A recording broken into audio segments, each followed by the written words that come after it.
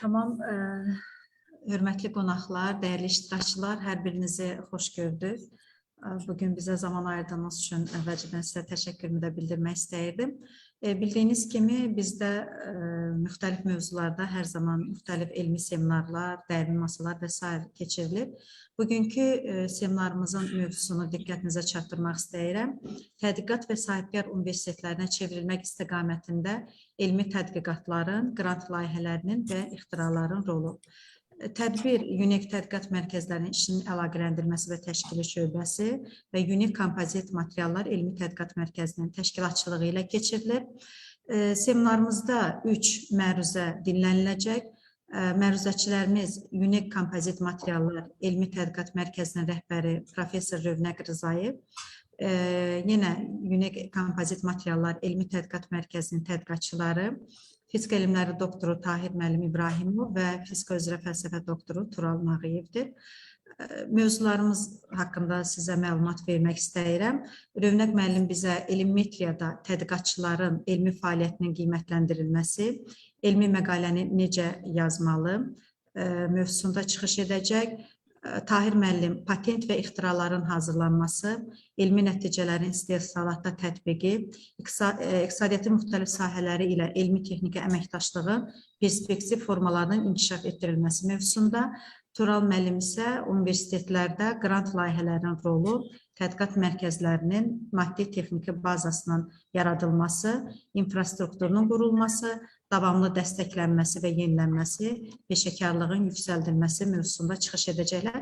Bir də xatırlatmaq istəyirdim ki, hamımız bildiyimiz kimi UNIK-də UNIK 100 inkişaf strategiyası hazırlanıb bir neçə il öncə və o strategiyanın müxtəlif məqsədləri, hədəfləri, strateji məqsədləri, hədəfləri və fəaliyyət planı var. Və bizdə o strateji məqsədlərdən biri də universitetin, strateji məqsəd 2-də universitetin tədqiqat universitetinə çevrilməsi, strateji məqsəd 3-də isə universitetimizin sahibkar universitetinə çevrilməsi hədəf kimi qoyulub və bugünkü seminarımızın da mövzusuna diqqət edəndə görürük ki, bu universitetimizin qoyduğu bu məqsədlərə, hədəflərə doğru deməli gedən yolda hazırlanan bir tədbirlərdəndir. Buna görə də Rövnəq müəllim sizə təşəkkür edirik bu qədər aktual mövzuya müraciət etdiyiniz üçün. Həqiqətən də universitetdə demək olar həm məlumatınız var ki, bizdə 32 tədqiqat mərkəzi idi. Artıq bir tədqiqat mərkəzi də yaradıldı. Qarabağ İqtisadiyyatının Araşdırması Mərkəzi. Artıq 33 mərkəzimiz var və bütün mərkəzlərimiz də təbii ki, öz tədqiqatlarını aparırlar və nəticələri də müəyyən elmi tədbirlərlə demək olar ki, ictimaiyyətə çatdırılır. Ona görə mən sözü indi çox hörmətli professorumuz Rövnəq müəllim Rzayevə vermək istəyirəm. Rövnəq müəllim, buyurun. Sözünüz varsa deyin, sonra da məruzəyə keçərsiniz. Buyurun. Çox sağ olun, Rəna xanım. Təşəkkür edirəm və hamını bir daha salamlayıram. Siz çox düzgün bu məsələlər üçün giriş verdiniz. Bugün doğrudan da ümumiyyətlə ölkə qarşısında qoyulan ən böyük vacib prioritet məsələlərdən də biri universitetlərin tədqiqat yönümlü universitet çevrilməsidir. Bu bugün üçün çox aktualdır. Elmi cəmiyyəsinin diqqət mərkəzindədir, gündəlikdə olan məsələlərdəndir və sözsüz ki, universitetlərə ayrılmış, büdcədən ayrılmış bəlli maliyyə ilə biz çox da uzağa gedə bilmərik. Nə əməkdaşların sosial rifahı baxımından, nə də universitetlərin özünün inkişafı baxımından. Bunun üçün əlavə maliyyə mənbələri formalaşmalıdır və bu maliyyə mənbələrində formalaşması məhz siz toxunduğunuz məsələlərdən birbaşa keçir. Və siz çox doğru vurguladınız ki, bəli, bizim UNIK 100 inkişaf strategiyası hədəfimiz var. 2030-cu ilə qədər biz məqsəd qoymuşuq dünyanın ən yaxşı 500 universitetləri sırasına düşmək və burada sizin də qeyd etdiyiniz kimi 7 məqsəd 31 hədəflərin arasında da bizim toxunduğumuz məsələlər öz əksini tapır və elə həmən məsələlərin icrasından irəli gələn tələbləri biz burada səsləndirmək istəyirik. Və siz bildiyiniz kimi bu sahədə də bizim hörmətli rektorumuz çox mütərəqqi ideyalarla, çox böyük fədakarlıqla bizlərə həm stimullaşdırıcı dəstək, həm digər maddi texniki bazaların formalaşdırılmasının kimi ən mühüm elə faktorlardan biri də budur. Çox böyük dəstək verir və bu işlərdə həmişə bütün universitetlər arasında öz dəstək xətti seçilir və bunun nəticəsidir ki, mən sizə deyim, yəni elə bizim o dinləyicilərimiz Aytor da bilsin, yəni QS reytingində artıq Avropa və Mərkəzi Asiya ölkələrinin universitetləri arasında biz artıq 221-230-cu yerdə qərarlaşmışıq.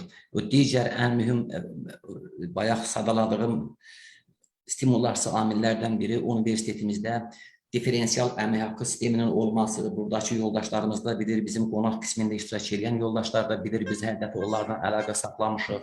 İndi günün ən aktual məsələlərindən biri tədqiqatçı alim statusudur ki, buna görə də biz universitet rəhbərliyi artıq qərar qəbul edib, Elmi Uşada da ki, tədqiqatçı alim statusu alanların əmək haqqında əlavə 50% artımın olması nəzərdə tutulur. Burada da sözsüz ki, yəqin ki, tanışsınız, 8-dən yuxarı, Hirş indeksi 8-dən yuxarı olanlar, istinadların da sayı 110-dan yuxarı olan tədqiqatçılar bu qərardan da sözsüz bəhrələnəcəklər və ən mühüm olan bu son hadisələrdən bağlı demək istəyirəm ki, bizim artıq yəqin ki, bu yaxınlarda böyük təqdimatını da keçirəcəyik. Bizim deməli, Engineering and Applied Science adlı Engineering and Applied Science adlı elmi jurnalımız da işıq üzü görür bu həftə. Özdə o jurnal tam ingilis dilində, bütün redaksiya heyəti nüfuzlu beynəlxalq elmi redaksiya heyəti nüfuzlu beynəlxalq alimlərdən ibarət olan bir jurnaldır. Məqalələr tam ingilis dilindədir.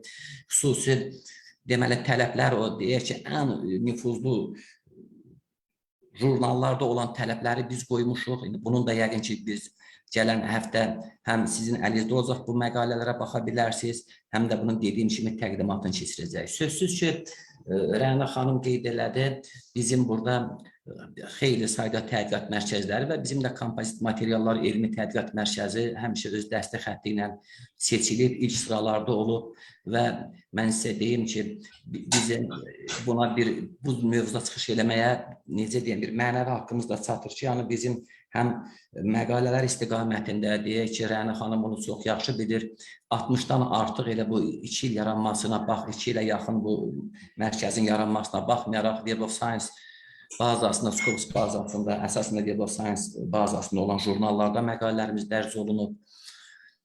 Qrant layihələri icra eləmişik, patentlər əldə eləmişik. Yəni ona görə də biz elə bu məsələləri ümumiləşdirərək bir növdə hesabat xarakterli bir çıxış etmək istəyirik. Mən icazənizlə keçirəm öz məruzəmə. Çalışacağam ki, imkan daxilində mümkün qədər qısa edeyim və deyim ki, sizə əgər belə deyək, dəqiqə mən bunu elə eləyim ki,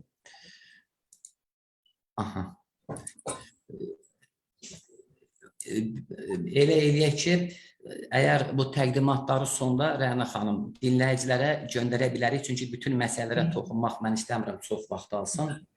Ona görə də, demək burada söhbət ondan gedir ki, tədqiqat universitetlərinə çevrilmək üçün bir keçidən yol lazımdır, bir iyerarxik qaydada, ibtidaidən, mürəkkəbə doğru. Birinci, bu başlayır fərdlərdən, yəni fərdlərin elmi məqaləsi. İkinci mərhələdə, deyək ki, jurnallar, bayaq mən toxundum, biz də bir jurnal yaradırıq, sonra deyək ki, strukturlar, sonra təşkilatlar, sonra ölkə və nəhayət ölkənin bu reyting sistemində formalaşır öz yeri. Ona görə də bu elmimetriyada tədqiqatların, ümumiyyətlə tədqiqatların elmi fəaliyyəti, elmi jurnalın qiymətləndirilməsi, istər ali məktəblərin, ölkənin reytinginin təyin edilməsi üçün ümumiyyətlə bir çox həm velometrik göstəricilərdən, dünyada bax bu cürə göstəricilərdən istifadə olunur. Deyək ki, məsələn, tədqiqatçı üçün onun məqaləsinə olan bir istinadların sayı, Hirş indeksi var, digər indekslər var, ay indeksi var. Jurnal üçün həmin jurnalda çap edilən məqalələrdə olan istinadların sayı, bunu impact faktor göstəricisi deyirlər. Təşkilatlar üçün də bir çox akademik göstəricilər var. Burada əsasən universitetdə xarici tələbələrin sayı, Nobel, Firs mükafatçıları və s. həm də və nəticə olaraq bayaq dediyim kimi ölkə üçün dünya elminə verdiyi töhfələrin sayına görə burada həm aktivlik, həm də attraktivlik indekslərindən hesablanır. Və bu cədvəldə də biz görürük ki, bu həmən o dediyim sxemdə bir fərdi qiymətləndirmə, jurnalların qiymətləndirilməsi, Collaborate, Scopus, Web of Science və s. təşkilatların qiymətləndirilməsi, mən buna çox qısaca toxunacağam və nəhayət regionların, ölkələrin qiymətləndirilməsi kimi məsələlər öz əksini tapır. Burada olan alimlərimizin çoxu bilirlər, bilməyən yoldaşlar üçün də bunu mən istəyirəm deyək ki, bilsinlər. İndi bu dəqiqə bizdə bir rəqabət gedir ölkədə. Alimlər arasında da bu Hirsch indeksinin, ay indeksinin formalaşmasında bu Hirsch indeksi əslində tədqiqatçının o istinad olunmuş bir en sayda məqaləsindən H qədərinin hər birinə ən azı H dəfə istinaddır. Bu biz əgər hər birimiz akademik Google Scholar'a girib öz profilimizə baxsaq və özümüzün də digər yoldaşlarımızın da nəyimiz var, onu çox açıq aydın görə bilirik. Və burada da bunun qrafik təsviri də verilib, həm də cədvəl şəklində deyək ki, məsələn, görürsünüz bizim bir deyək ki, məqaləmiz sıralanıbsa, bir 10 dənə, 9 dənə məqaləmiz varsa, bizim niyə Hirsch indeksimiz 5-dir? Çünki ən az 5 məqaləmizin hər birinə ən azı 5 dəfə istinad olmalı ki, bu 5 olsun.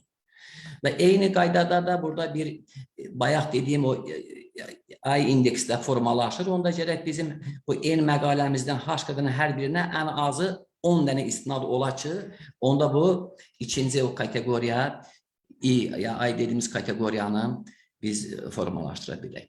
Bu növbəti demək, bu jurnalların qiymətləndirilməsi, bu da bizim üçün çox vacib məsələdir. Mənim indi toxunduğum birinci, biz artıq birinci nömrəmizi buraxırıq, ildə 2 dəfə nəzərdə tutmuşuq. Bizim məqsədimiz, hədəfimiz bu indi çıxardığımız jurnalın gələcəkdə Scopus bazasında öz yerini tutmasıdır. Ancaq bunun üçün ən azı biz gözləməliyik 2024-cü il. Çünki o jurnalın burada impact faktor göstərisinin düsturunu da mən burada qoymuşam o jurnalları. Bir 2 il vaxt getməli ki, həmən ildən əvvəlki 2 ildə o jurnala olan istinadların sayını toplayasan, ondan qabaqçı hər 2 ilin için və həmən o 2 ildə deyək ki, jurnal olan məqalələrin sayına nisbəti ilə biz tapırıq ki, bunun impact faktoru nə qədərdir. Mən bunu burada niyə bu məsələni deyirəm?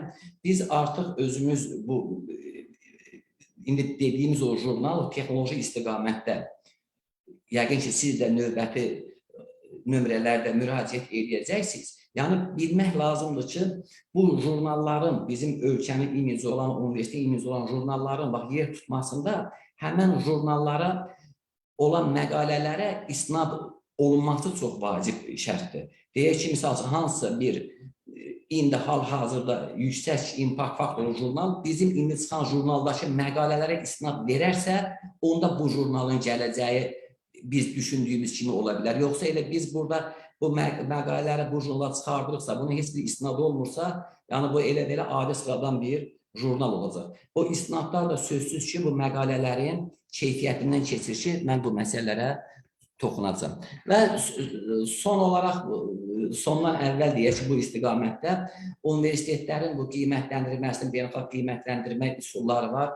Burada müxtəlif üsullardır, mən bunların üzərində çox qalmayacağım. Siz burada slayddan da bu görürsünüz, 4 sistem qoyulub, bəlkə də artıqları da var, mən onu bilmirəm, ola bilsin, başqa qiymətləndirmə sistemləri də var. Və bu qiymətləndirmə sistemlərinin, bayaq mənə birini dedim, məsələn, QS qiymətləndirmə sistemi, bunların hər birinin burada açılışı var, bax, düsturları var, yəni necə formalaşır, hansı tələblər qoyulur, mən bunların üzərində çox qalmaq istəmirəm, yəni hazırlamışam.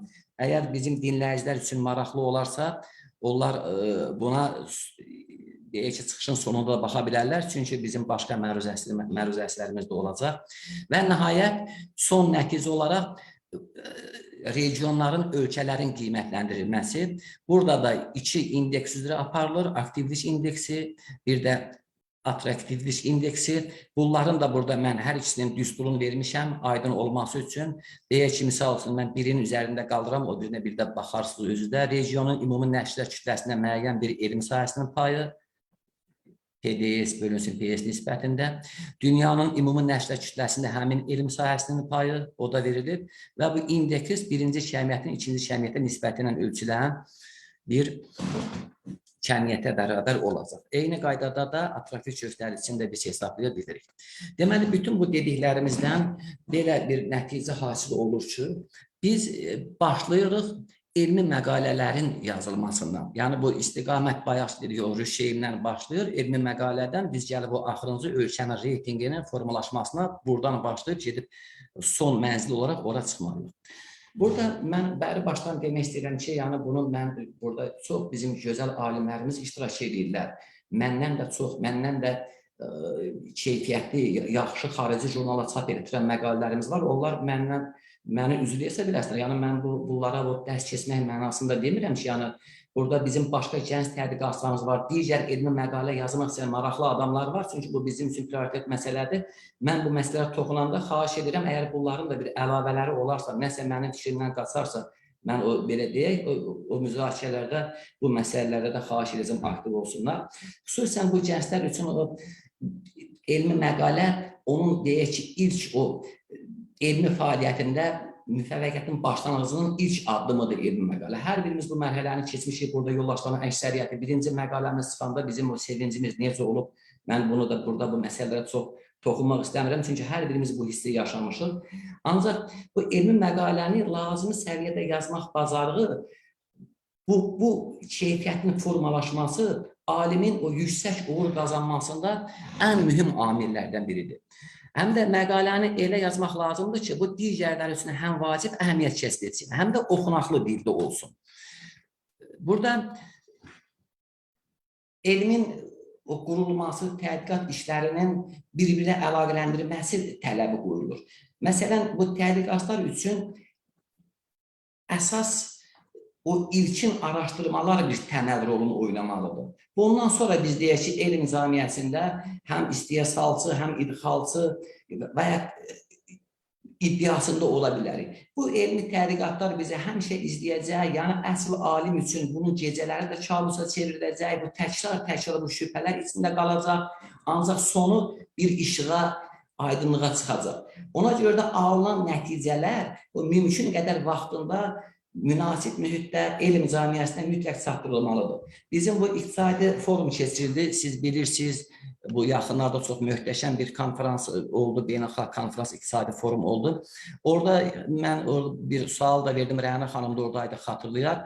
Elə burada yerinə düşdü, bu slaydla yadıma düşdü deyim. Orada da mən deməli, səhv eləmirəmsə, iqtisadiyyat üzrə redaksiya heyətinin sədri idi bu şeylərdə, şefi idi, bosu. Mən ona da orada sualı verdim. Hətta deyək ki, o belə istədiyim cavabı da ala bilmədim. Bu, niyə vaxtında çatdırılması elmi nəticələrin vacibdir? Çünki, bilirsiniz, bu indi bizdə texnologiyalar elə sürətlə inkişaf eləyir ki, alınan nəticələr 2 ildən sonra artıq köhnəlmiş hesab oluna bilər bizim fikirlərimiz. Və yaxud da bizim fikirləri qabaqlayan digər alimlər ola bilər. Ona görə də biz öz nəticələrimizi bu elmi məqalə şəklində vaxtında çatdırmaq bu alim üçün ən vacib məsələlərdən biridir. Burada proses necə başlayır, necə bitir? Mən burada bunu slaydda göstərmişəm. Bunun üçün də mən sizin sözsüz ki, çox vaxtınızı almayacağım. Harada sualdan başlayır, ta ki getdi, nəşrə qədər, əl yazmaya qədər hansı prosesləri keçmək lazımdır, çox aydın burada görsənir. Ən vacib məsələ bu elmi məqalələr yazmaqda bizim aldığımız nəticələrin öz sahəmizdə həmkarlarımızla müzakirəsinə cəhd etmək lazımdır. Çünki bu çox vacib məsələdir. Sual olunur, necə? İndi burada bunun müxtəlif üsulları var. Bunu hamımız bilirik, yazılı da ola bilər, şifahi diskusiyalar ola bilər, poçtla ola bilər və s. üsullarla mütləq bu nəticələr müzakirələrdən keçməlidir. Birinci növbədə, hələ ki biz nə qədər ki elmi məqaləni yazmamışıq, birinci nəzərdə tutduğumuz suala bu təcrübələrin nə dərəcədə cavab verdiyini bilməliyik. Yəni, bütün bizim, deyək ki, söylədiyimiz fikirlər təcrübi nəticələrə əsaslanmalıdır. Qeydlər sistemləşdirilməlidir, ədəbiyyat məlumatları toplanmalıdır, digər məlumatlarda sözsüz ki, aydınlaşdırılmalıdır. Məqalə yazanda ən vacib məsələlərdən biri mövzu seçimi və ideyadır. Məsələn, burada xüsusi diqqət etmək lazımdır ki, təkrarçılıq olmasın, heç kimin işləmədiyi yeni problem seçilsin, problem qoyulsun və onun həll yolları öz əksini tapsın. Və ən mühüm məsələlərdən biri məşhur alimlərə isnadların olmasıdır. Bu çox vacibdir. Bu o cəhətdən vacibdir ki, bu ümumiyyətlə alimlər isnadları sevirlər. Yəni bu bir mənalıdır. Mənə isnad olundu. Bu yəni belə bir məsələ var. Ancaq ikinci tərəfi ondan da önəmlidir. Yəni o biz nə qədər çox alimə istinad edə biliriksə, o bizim elmimizin bir sferasının nə dərəcədə geniş olduğunu, nə qədər məlumatlı olduğumuzu da artıq oxucuya çatdıra bilir. Və burada məsələnin aktuallığında da o məsələyə mən toxunacağam. Yeni fikirdən başqa, məsələn, ola bilər ki, bəzən kiminsə toxunduğu bir məsələyə toxuna bilərsən. Ancaq bizim ki, oradakı şərhimiz bizdən əvvəlkindən heç olmasa bir tərtib yuxarı olmalı ki, burada təkrarçılıq olmasın. Burada öz qarşımızda, xüsusən də gənc tədqiqatçılar üçün bayaq dediyim şey bu, müəyyən bir suallar qoymalıyıq. Biz hansı məlumatı verəcəyik, hansı nöqteyi nəzərdən çıxış edəcəyik? Bizim məlumatımız oxucu üçün niyə vacibdir? Niyə oxucu öz qiymətli vaxtını itirib bizim əsərimizi oxumalıdır? Və öz fikrimizi necə formalaşdıracaq? Yəni, bunun üçün hansı təcrübələr aparılıb və hansı natamamlıqlar var ki, biz o natamamlıqları aradan qaldırıb bunu təqdim eləməliyik. Hansı hipotezləri sübut etmək lazım gələcək? Və bizim apardığımız işlər bizdən əvvəl aparılan işlərdən nə ilə fərqlənir? Burada sözsüz ki, bu dediyimiz kontekstdə samballı elmi məqalə yazmaq üçün bir sıra məsələlərə burada mütləq fikir vermək lazımdır. Bunun üçün ən vacibi girişdir. Yəni, giriş çox maraqlı yazılmalıdır. Çünki birinci oxunan hissə sözsüz ki, girişdir. Və burada artıq oxucu mən məqaləni niyə oxumalıyam sualına cavab tapır. Ona görə də giriş hissəsində biz toxunacağımız məsələlərin ən vacib elementlərini, kulminasiya nöqtələrin bu giriş hissəsində verməliyik. Burada problemi şərh etmək, onun niyə maraqlı olduğunu, nələri təklif edirik, alınan nəticələri, mühüm nəticələri haqqında burada məlumat vermək çox yerində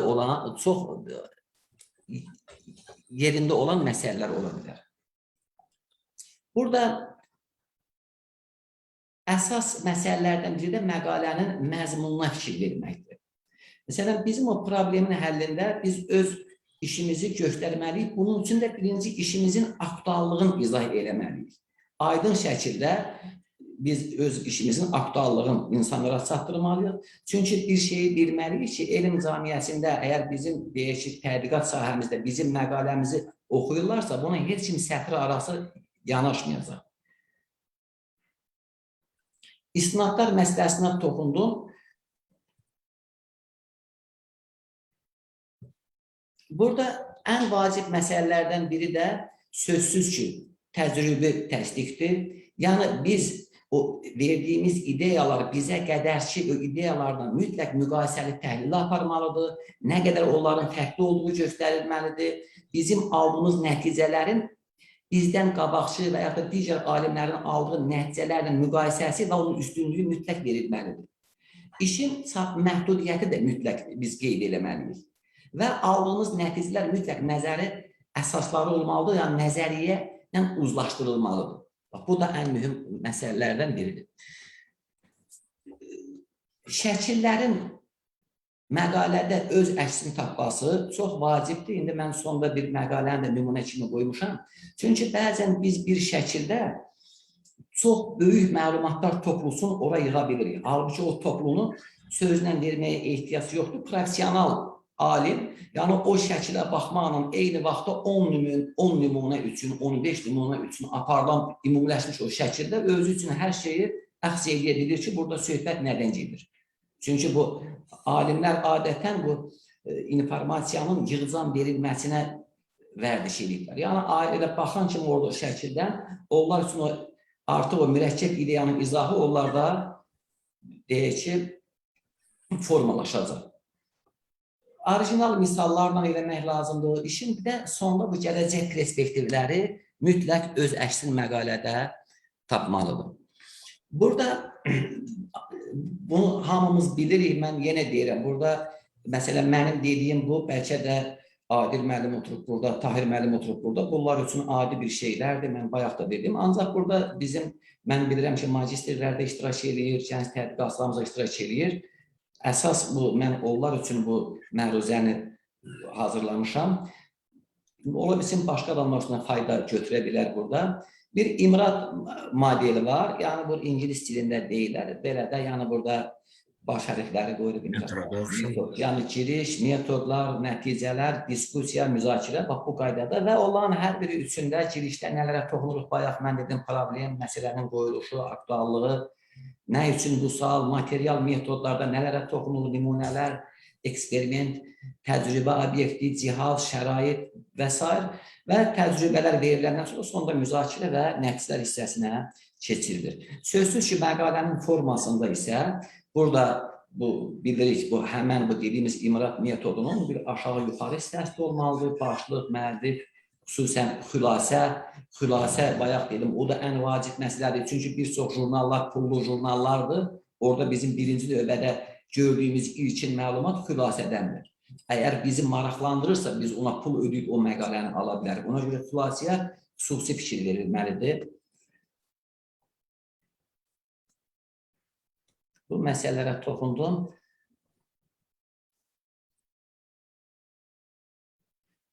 Bir də burada bu müəyyən bir kriteriyalarda, minimum kriteriyalarla lazımdır. Burada söhbət ondan gedir ki, yazılışda məntiqilik olmalıdır. Yəni biz bilirik, dialektikanın səbəb nəticə kateqoriyası bizim üçün həmişə bir qəlib rolunu oynayır.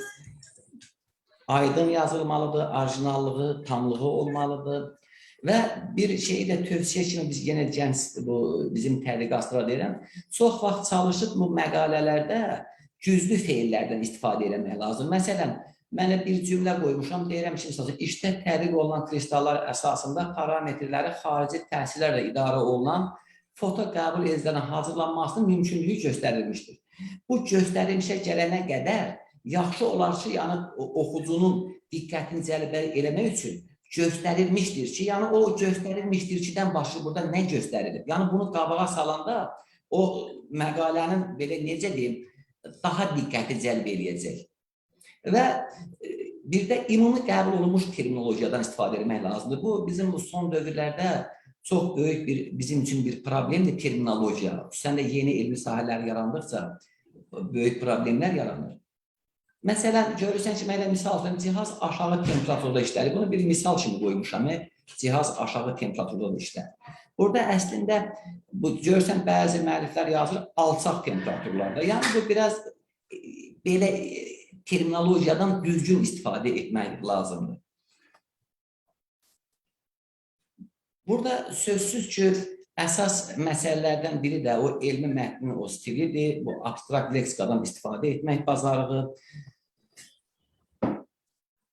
qısaltmalardan az istifadə olunmalıdır, xüsusən sadə ifadələrdən istifadə etmək lazımdır, uzun cümlələrə çox yol vermək olmaz. Bu məsələlərə də toxundum, bir də bunun üzərində qalmaq istəmirəm. İndi hər jurnalın burada öz qaydaları var. Məsələn, deyək ki, biz bir jurnal üçün qoymuşuq, nə bilim, hansı jurnalın başlığın tələbi nədirsə, onu artıq jurnal özü bizə diktə eləyəcək. Və sözsüz ki, ədəbiyyat siyasında da xüsusi biz diqqət yetirməliyik isnadlara. Yəni, məsələn, çox vaxt burada olan təcrübəli yoldaşlar bilirlər, bir elmi məqalə verirlər, sonda ədəbiyyat siyasi verilir. Ola bilər, mən demirəm ki, elə orijinal işlər var ki, onun bir 60 ildə yaşı ola bilər, 70 ildə yaşı ola bilər, hələ də ona isnad olunur. Sənin elmidə elə bu elmi metriyanın özündə bir yatmış gözəllər deyilən bir ifadə var. Sənin elə işlər olur ki, onlar bir də görsən, bir 40 ildən sonra birdən-birə öz aktuallığını tapır və yaxud elə həmişə öz aktuallığını saxlayır. Ancaq ümumiyyətlə, həmən istiqamətdə son işlərə istinadlar ədəbiyyat siyasında bu çox önəmli məsələdir. Yəni, o bilinir ki, artıq sən bu günündən yaşamağı bacarırsan, bugünkü tədqiqatları izləyirsən. Yoxsa elə bu işin sonunda elə hamısı 1990, 1970 o artıq elmi məqalənin də sambalına bir təsir edir. Burada mən bir nümunə kimi qoymuşam, bir məqalənin impact faktorlu, yəni bundan da mən öz çıxışımı bitirib sözümü digər yoldaşlara ötürəcəm növbəti çıxış üçün. Və burada da görürsünüz, o dediyim, yəni bütün hamısını yekunlaşdıraraq bir məqalə nümunəsi vermişik. Görürsünüz, burada misal üçün, adicə bir dənə şəkil. Aha, bu şəkil ilk başda sadə görsənsə də, burada o qədər böyük məlumat toplumu var ki, orada deyək ki, söhbət gedir 6 nümunədən. 6 görürsünüz, burada var. 6 nümunənin böyük, geniş temperatur intervalında azot temperaturundan 400 Kelvinə qədər yürüşlüyünün o temperaturdan asılılığı. Yəni biz əgər bunu bir-bir bunun ayrıca cədvəl kimi versək, bu görün nə qədər böyük bir vaxt bizdən apara bilər. Ancaq o profesional oxucu üçün, alim üçün bu kifayətdir ki, burada da çox şərhə ehtiyac qalmasın. Və bunun yetər ki, siz burada bu hadisənin fiziki mexanizmin, nəzəriyyəsin və bunun praktik əhəmiyyətin nələr vədir, onu deməklə bu bəs edir. Və bunu ayrıca çox deyək ki, apisaniyasına bir ehtiyac da qalmır. Mən sizə bu mövzuda çatdıracağım bunlardır. Sözsüz ki, burada bayaq dediyimiz kimi hər şey məqalənin yazılmasından başlayır və indi bu növbəti bizdə bayaq dedik, bu universitetlərin maliyyəsinin formalaşmasında həm qrant layihələr, həm patentlər.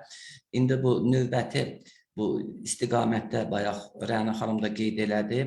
Yəqin ki, mən ardıcılığı belə qoymuşdum ki, bu ardıcılıqla birinci bu elmi məqalələrin yazılma forması, ikinci qrant layihələr, yəni demək istəyirəm, Tural müəllimin çıxışı bir balaca qabağa düşsə, o istiqaməti daha düzgün tutarıq ki, o patentlər elə bir biraz məntiqi ardıcılığına patenti soruya saxlasaq daha o məntiqi ardıcılıq düşünürlər Rəna xanım. İndi bununla bağlı əgər suallar varsa, ya sonda bir müzakirə edək bütün. Ancaq mən elə gəlir ki, müzakirələri sonda edəsək yaxşıdır. Çünki bunların üçü də bir-birindən çox əlaqəli mövzulardır. Bunlar heç bir-birindən qırmaq da o qədər düzgün deyil. Mən düşünürəm ki, yəni Tural müəllimlə Tahir müəllim də çıxışlarını eləsə, bu mövzu tam bir-birini əhatə eləyər. Ondan sonra suallara, müzakirələrə keçərik. Bilmirəm, indi mən yanaşmam düzgündürsə. Buyurun, Rəna. Problem deyil, Övnək müəllim. Təşəkkür edirəm. Övnək müəllim, bayaq qeyd etdiniz. Yəqin ki, universitetdə, UNIC-də hamının bu haqda məlumatı var. Tədqiqatçı statusunun təsis edilməsi ilə bağlı. Bilirsiniz, zəhmət olmasa təqdimatı bağlaya bilərsiniz. Bağlayıram. Aha, bizdə UNIC professoru vəzifəsinin təsis edilməsi haqqında, bir də tədqiqatçı statusunun təsis edilməsi haqqında Elmi Şuranın qərarı və UNIC rektorunun əmri var. Bunlarla bağlı komissiya da yaradılıb. Mən də o komissiyanın üzvüyəm. Yəni siz burada çox belə detallı izah etdiniz. Ona görə də təşəkkür edirəm sizi. Təbii ki, siz deyən kimi buradakı müəllimlərin çoxsu təcrübəlidir. Yəni amma yenə də bəlkə kimisə bu haqda məlumatı yoxdursa, yəni qaydalar var. O qaydalarla tanış ola bilərlər, müraciət edə bilərlər. Bunların da hamısı ondan ötürüdür ki, UNIC-də tədqiqatların keyfiyyətini artırmaq və professor müəllim heyətinin bu elmi fəaliyyətini stimullaşdırması məqsədi iləndir. Son nəticədə də qeyd etdiyiniz kimi UNIC 100 inkişaf strategiyasında əsas hədəf 2030-cu ildə UNIC-in 100 illiyinə qədər dünyanın ilk 500 ən yaxşı universitet sırasına daxil olmaqdır. Olduğu zaman siz dediyiniz kimi məntiqə ardıcılığa riayət eləyək. O zaman söz veririk Tural müəllimə. Doğrudur, Tural müəllim? Doğrudur, Sağ olun, mən də öz növbəmdə bütün seminarın çıxışlarını salamlayıram. Ekran görünür mü? Bəli, bəli, Tural müəllim. Elə mənim çıxışım da var, Rönaq müəllimimizin də qeyd elədiyi kimi, onun çıxışının bir növ davamı kimidir. Artıq elmi tədqiqat işləri haqqında, elmi məqalar haqqında Rönaq müəllim ətraflı məlumat verdi. Və mən də istəyirəm qrant layihələrinin, ali məktəblərin elmi tədqiqat universitetlərinə çevrilməsində rolu haqqında qısaca məlumat verim. Bizim mövzu biraz geniş mövzudur. Çalışacağım maksimum dərəcədə qısa danışım ki, çox iştirakçılarına çox vaxtını almayın. Ümumiyyətlə, Rönaq müəllim çox düzgün vurğuladı ki, elm ümumiyyətlə reyting cədvəlinə baxanda, dünya alimlərinin elmi reyting cədvəlinin tərtib olunanda, alimlərin fərdi formada yaxud da ki, təşkilatların reyting sıralamasında əsas rol oynayır, birinci dərəcəli rol oynayır. Onların dərc etdirdiyi yüksək impact faktorlu elmi məqalələr və onlara olunan istinadlar. Və bu istinadların reyting cədvəlini tərtib edən bir sıra nüfuzlu təşkilatlar var. Örnək mən onların bəzilərini artıq təqdim elədim. Və sırf elmi tədqiqat işlərinə bağlı, yəni alimin tədqiqatının elmi tədqiqat işləri, elmi məqalələri və onlara olan istinadlarla bağlı məşhur Stanford Universitetinin tərtib etdiyi bir reyting siyahısı var ki, hər il ya da bir ildən bir tərtib olunur bu siyahı. Fərdi şəkildə tədqiqatçıların elmi tədqiqat işləri və onlara olan istinadların, sadəcə onlara olan istinadların və elmi tədqiqat işlərinin hesabına top 2% alimlərin dünya üzrə, bütün istiqamətlərə məşğul olan top 2% alimlərin siyahısını tərtib edirlər onlar. Və sevindirici bir haldır ki, bizdə də məhz kompozit materiallar elmi tədqiqatlar mərkəzinin 2 tədqiqatçısı, Elçin müəllim, Hakim müəllim bu siyahıda, bu verilən siyahıda yer alıblar. Təbii ki, bu cür nəticələr həm fərdi şəkildə tədqiqatçının özü üçün, həm də ki, onların işlətdiyi təşkilat üçün kifayət qədər ciddi bir uğur hesab oluna bilər. Bəs elmi tədqiqat işlərinin yazılmasından danışırıq, bunlar nə cür ərsəyə gəlir? Fundamental nöqteyi nəzərdən baxsaq, xüsusən fizika, kimya, biologiya və s. ümumiyyətlə eksperiment tələb edən elm sahələri var ki, bu sahələr sadəcə laboratoriya şəraitində görülən işlərdən əlavə çox ciddi, yüksək səviyyəli eksperimentlərin qoyulmasını tələb edir ki, hansı ki, bu eksperimentlərin qoyulması da çox böyük maddi texniki baza, tələb, yəni ciddi maliyyə vəsaiti tələb edən işlərdir. Və bu işlərin görülməsi də təbii ki, xüsusilə də iqtisadi durumu aşağı olan ölkələr üçün nəzərdə tutsaq, bir qədər çətinliklər törədir. Belə ki, dünyada elə elmi tədqiqat mərkəzləri var ki, həmin elmi tədqiqatlar mərkəzlərinin büdcəsi nəinki bir təşkilatın, ümumiyyətlə, bütün bir ölkənin büdcəsini belə aşa bilir.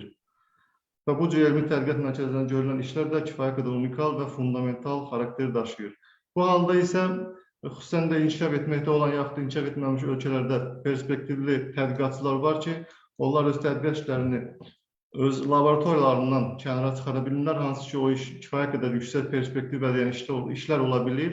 Maliyyət çatışmazlığı, maliyyə çətinliyi ucbatından öz işlərini artıq belə deyək, dünya arenasına çıxarda bilmirlər. Bir növ bunlar üçün böyük bir deyək ki, minusdur. Bəs bu problemi necə aradan qaldırırlar? Bu problemi aradan qaldırmağın birinci yolu, ən effektiv yolu məhz qrant müsabiqələrinin elan olunmasıdır. Həmin o qrant müsabiqələrinin hesabına ümumiyyətlə dünyada həm fərdi şəkildə alimlər üçün, həm də elmi təşkilatların, beynəlxalq əməkdaşlıqların genişləndirilməsi, ümumiyyətlə kollaborasiyaların, yeni kollaborasiyanın əmələ gəlməsi və perspektiv vəd edən elmi tədqiqat işlərinin ortaya çıxmasına səbəb olur. Və qrant müsabiqələrini danışırıqsa, dolayısıyla onu deyə bilirik ki, məhz yüksək səviyyəli, yüksək reytingli elmi tədqiqat işlərinin dərc olunması məhz qrant müsabiqələrindən birbaşa asılı olan bir faktordur. Qrant layihələri isə öz növbəsində müxtəlif formalarda, müxtəlif növlərdə elan olunur. Ayrı-ayrı ölkələrdə, ayrı-ayrı təşkilatlar tərəfindən müxtəlif tipli, müxtəlif təyinatlı qrant layihələri var. Mən burada siyahıda ən çox bilinən, ən çox rast gəlinən tədqiqat, daha doğrusu qrant müsabiqə növlərini göstərmişəm. Bunlar tədqiqat qrantları ola bilir, təhsil qrantları, scholarship deyirlər. Slaydı qoyun ikincini zəhmət olmaz. Görünmür sizdə mənim? Yox, ikinci səhifəyə keçin də, birdə ilişib qalır. Mən keçmişəm, bu donub yəqin. O donub biz görmürük, indi göründü. Görünürmü? Bəli. Demək, tədqiqat xarakterli qrant layihələrdir, təhsil, scholarship deyirlər bunlara, təhsil qrant layihələridir. Bunlar adətən bakalavr və magistr tələbələri üçün verilən qrant layihələrdir. Maliyyət deyək, fundamental tətbiqi xarakterli ola bilir, cihaz və avadanlıqların alınması üçün verilən qrant layihələrdir. Fellowshiplər bu nisbətən daha təcrübəli tədqiqatçıların bir növ təcrübə proqramlarıdır və mübadilə proqramlarıdır ki, hansı ki, bu tip mübadilə xarakterli qrant layihələrinin hesabına da məhz beynəlxalq əməkdaşlıqların daha da təkmilləşdirilməsi mümkündür. Bu siyahını əlbəttə uzatmaq da olar. Mən dediyim kimi sadəcə olaraq ən çox rast gəlinən, ən çox müraciət olunan qrant layihə növlərini göstərmişəm burada. Və bunların arasında 3 dənə layihə müsabiqə forması var ki, həmin müsabiqələr məhz xüsusən də universitetlərin elmi tədqiqat yönümlü olması, maddi texniki bazasının yüksəlilməsində çox əhəmiyyətli rola malikdir. Bunlardan biri gedir tədqiqat xarakterli qrant layihələri. Tədqiqat xarakterli qrant layihələri özləri də müxtəlif formada elan olunur. Bunlar müəyyən maliyyə vəsaiti vəd edən layihələr olur. Hansı ki, bu tədqiqat xarakterli layihələrdə maliyyə vəsaiti elə də böyük məbləğlərə çatmır. Yəni burada konkret bu tip layihələrdə məqsəd qoyulur hansısa materiallar üzərində elmi tədqiqat işlərinin aparılması, fiziki, kimya və digər parametrlərin araşdırılması və tətbiq perspektivlərinin öyrənilməsidir. Bu tip layihələrdə adətən dediyim kimi elə də yüksək maliyyə məbləği olmur. Digər formada tədqiqat layihələri var ki, deyək ki, çox məhdud sayda ölkələrdə unikal elmi tədqiqat mərkəzləri var. Hansı ki, bu mərkəzlərin dediyim kimi çox böyük maddi texniki bazası var. Və bu mərkəzlərdə elmi tədqiqat işləri aparmaq, belə deyək, açıq formada gelib, müraciət edib elmi tədqiqat işləri aparmaq mümkün deyil. Bu cür mərkəzlər vaxtaşırı ildə bir dəfə, 2 dəfə qrant şəklində müsabiqələr edirlər. Həmin müsabiqələrə bütün dünyadan olan tədqiqatçılar öz layihələrini, öz elmi ideyalarını layihə şəklində təklif edirlər və həmin mərkəzlər tərəfindən o layihələr dəyərləndirilir. Əgər müsbət qiymət ala bilirlərsə, həmin mərkəzlər, o tədqiqatçıları dəvət edirlər mərkəzlərə və ödənişsiz əsaslarla elmi tədqiqat işlərinin yerinə yetirilməsinə şərait yaradırlar. Yəni, bu birbaşa maliyyə vəsaiti verməsə də, tədqiqatların, laboratoriya şəraitində tədqiqatların fundamental səviyyəyə daşınmasında çox əhəmiyyətli rol oynayır. İkinci böyük təsir edən layihə forması, qrant formalı, fundamental tətbiqi xarakterli qrant layihələrdir. Bu layihələrin tədqiqat xarakterli layihələrdən fərqi ondadır ki, bu tip layihələrdə büdcə daha yuxarı məbləğlərdə olur. Yəni, daha böyük büdcəli layihələrdir. Hansı ki, bu tip layihələrdə tədqiqatdan da yanaşı, sonda yekun məhsulu təqdim etmək, çox vaxt yekun məhsulu təqdim etmək, yəni tətbiqə keçmək əhəmiyyətlidir. Bu tip layihələrdə adətən iddiaçılar yekunda hansı məhsulu təqdim edəcəyini aydın formada təqdim edirlər. Yəni, əksər hallarda bu belə olur.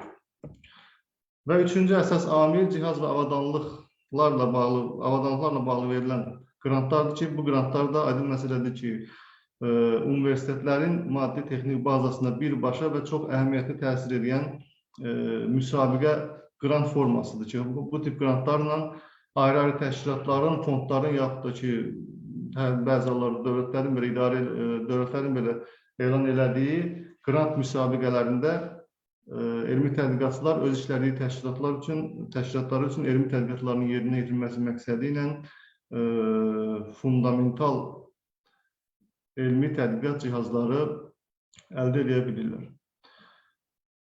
Sağ tərəfdə isə elmi tədqiqatlar, daha doğrusu qrant tədqiqatlarının ümumi quruluşudur.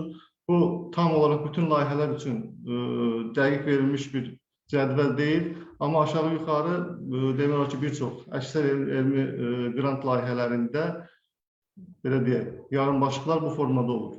İlk növbədə əlbəttə ki, layihənin adı çox böyük əhəmiyyət daşıyır, çünki layihənin adı ilk təqdim olunanda ilk baxılan bölməsidir layihənin və onu oxuyanın layihə haqqında ilk müsbət fikirləri məsələn onun layihənin başlığından yaranmalıdır. Daha sonra onun anotasiyası gəlir, layihənin daxili haqqında qısa məlumatlar verilir. Daha sonra bu layihədə hansı işlər hansı elmi tədqiqat işi yaxud da hansı işlər təqdim olunacaqsa, hansı işlər görüləcəksə, ona qədər o sahədə nə işlər görülüb, kimlər nələr edib və siz yeni nə vəd edirsiniz kimi məsələlər həmin bölmədə əksini tapmalıdır. Və təbii ki, layihənin məqsədi və əsas obyektləri. Məqsəd tam aydın şəkildə anlaşılır formada yazılır və obyektlər tam olaraq göstərilir. və işin planı. Hər bir layihənin təbii ki, icra müddəti olur. Bu icra müddətində layihəni periodlara, yaxud kvartallara ayırıb, hər kvartallar üzrə hansı işlər görüləcək, hansı mərhələdə hansı işlər yerinə yetiriləcək, bu haqda layihənin bu bölməsində ətraflı məlumatlar verilir.